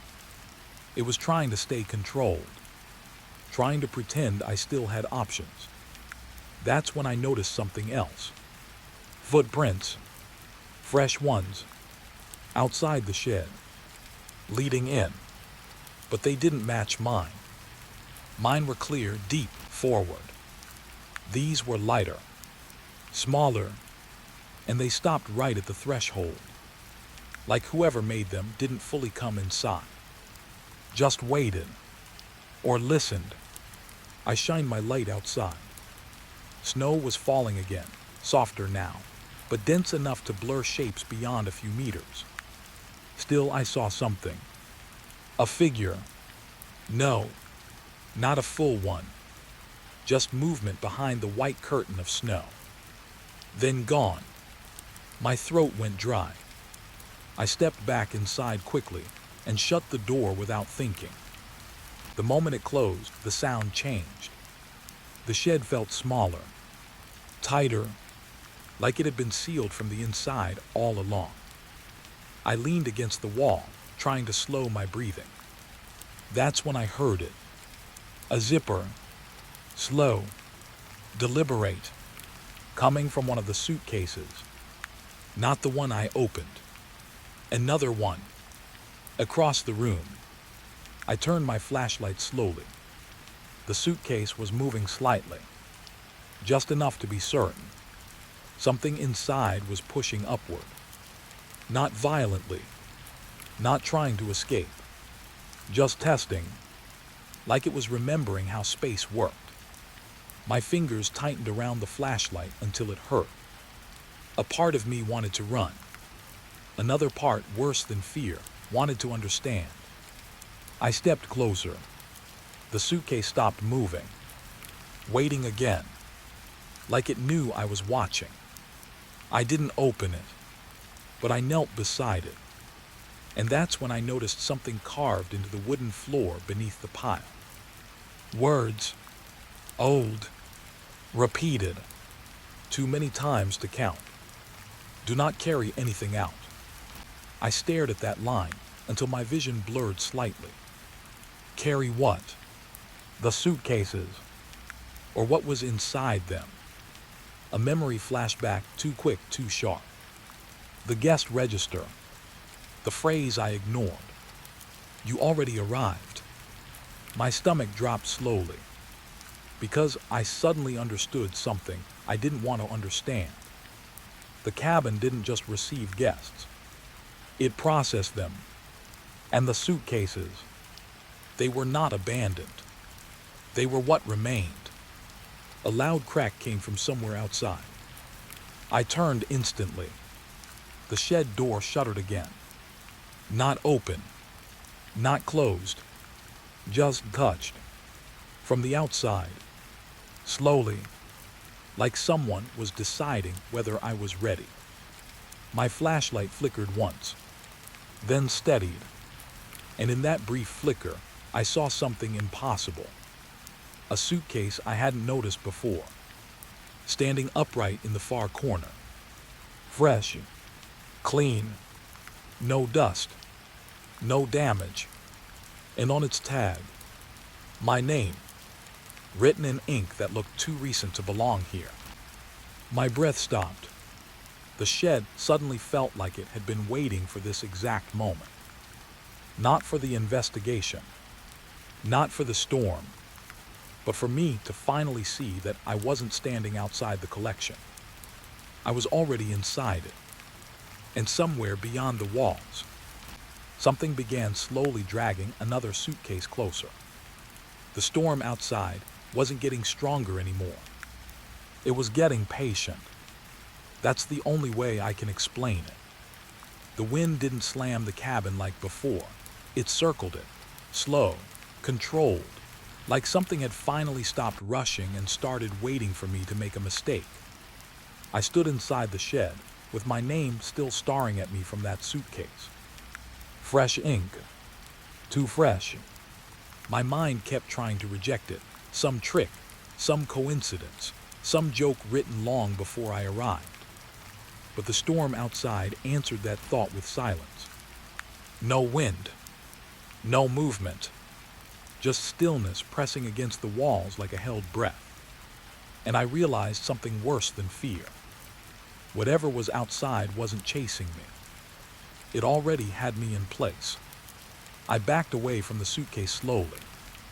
My flashlight trembled in my hand, throwing unstable shadows across the piles of luggage.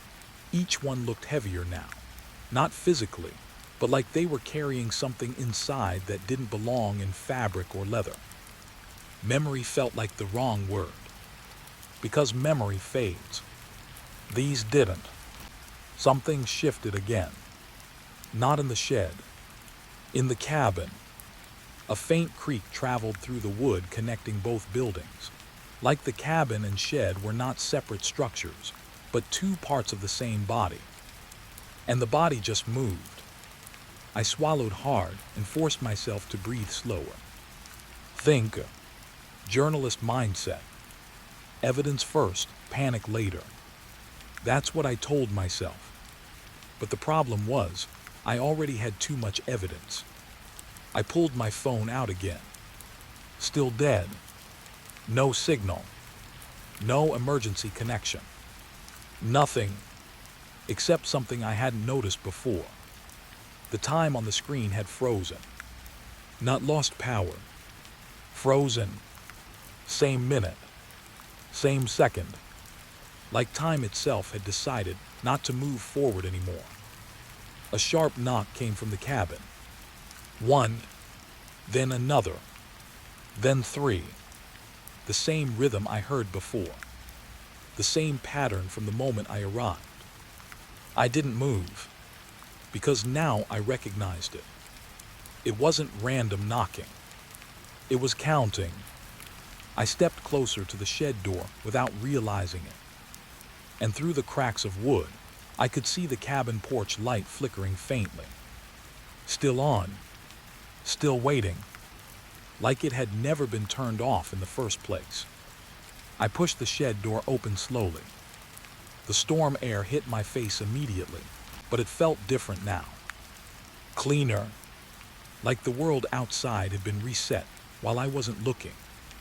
Fresh snow covered everything again. Even my footprints were fading. That shouldn't have been possible. Not this fast. Not in real weather. I stepped outside anyway. Each step toward the cabin felt heavier than before, like the ground was remembering my weight. And then I saw it. New footprints. Mine, but not from earlier. Fresh, leading from the cabin back toward me. I froze, because I hadn't walked those steps. Not yet. My breath came out sharper now, controlled panic slipping through. I followed them with my eyes. They stopped right at the shed door, where I had been standing, waiting, like something had already come out of me and walked ahead. I turned back toward the cabin. The front door was open wider now. Not fully, just enough. Enough to invite. Enough to warn. I moved forward again, slower this time. The porch creaked under my weight, and I noticed something carved into the wood beside the doorframe. More names. Not written. Not scratched. Pressed in. Like the wood itself had softened when those names were spoken. And then hardened again after. Some I recognized now. From old missing persons reports I had studied before coming here. People who vanished across different decades, different towns, different winters, but all connected, all ending in the same place. This place. I stepped inside the cabin again. The air felt warmer immediately. Too warm, like winter didn't exist inside these walls anymore. The fire was still burning in the fireplace, but I was certain now. No one had fed it. No one had tended it. And yet it grew stronger the longer I watched it. I walked toward the guest register on the table. It was still open, still waiting, but now there were more entries than before. More names, including mine. Again, but this time it wasn't just my name. There was a second line under it. Checked in twice. My stomach dropped, because I hadn't even signed anything yet. Behind me, the staircase creaked again. One step, then another. Slow, deliberate, closer than before. I turned the flashlight upward. Nothing visible, but I could hear it now. Breathing, not loud, not monstrous, just patient, like it had been breathing the entire time I was inside this place, and only now decided I was close enough to notice. I stepped backward toward the table instinctively. My elbow hit something. A different register. Smaller, older, hidden under the main one. I pulled it out. The pages inside were brittle, fragile, but readable. And the moment I opened it, I felt something shift in my chest. This wasn't a guest log. It was a record of weather events. Storms, blizzards, closures, but every single entry had one repeated detail. Visitors arrived during storm. Visitors remained after storm ended. Structure remained occupied. No departures listed. Ever. My hands started shaking harder now. I flipped further back. Years turned into decades. Decades into something older. And then I saw it. The first entry. No date. Just a line. The storm does not end. It moves between guests. A loud crack echoed from upstairs. Not wood breaking. Footsteps stopping. Right above me. I looked up slowly. The ceiling felt lower now. Closer. Like the cabin had leaned inward while I wasn't paying attention.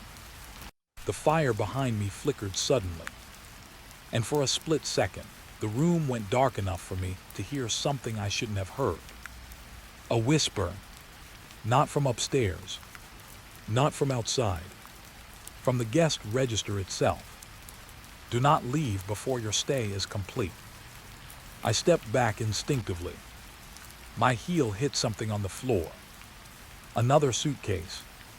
Not from the shed. This one was inside the cabin. When I turned my light toward it, I saw the tag. My name again. But this time it wasn't written. It was stitched. Like it had always been there. Like it was part of the fabric before the suitcase was even made. The fire suddenly flared higher. And in that burst of light, I saw the staircase clearly for the first time. Someone was standing there. Not fully formed. Not clearly defined. Just the suggestion of a shape holding itself still at the top step. Waiting for me to look away first. The guest register slowly turned one page on its own. I didn't touch it. I didn't move. But it turned. And underneath my name, new words appeared. Storm extension in progress. My breath stopped.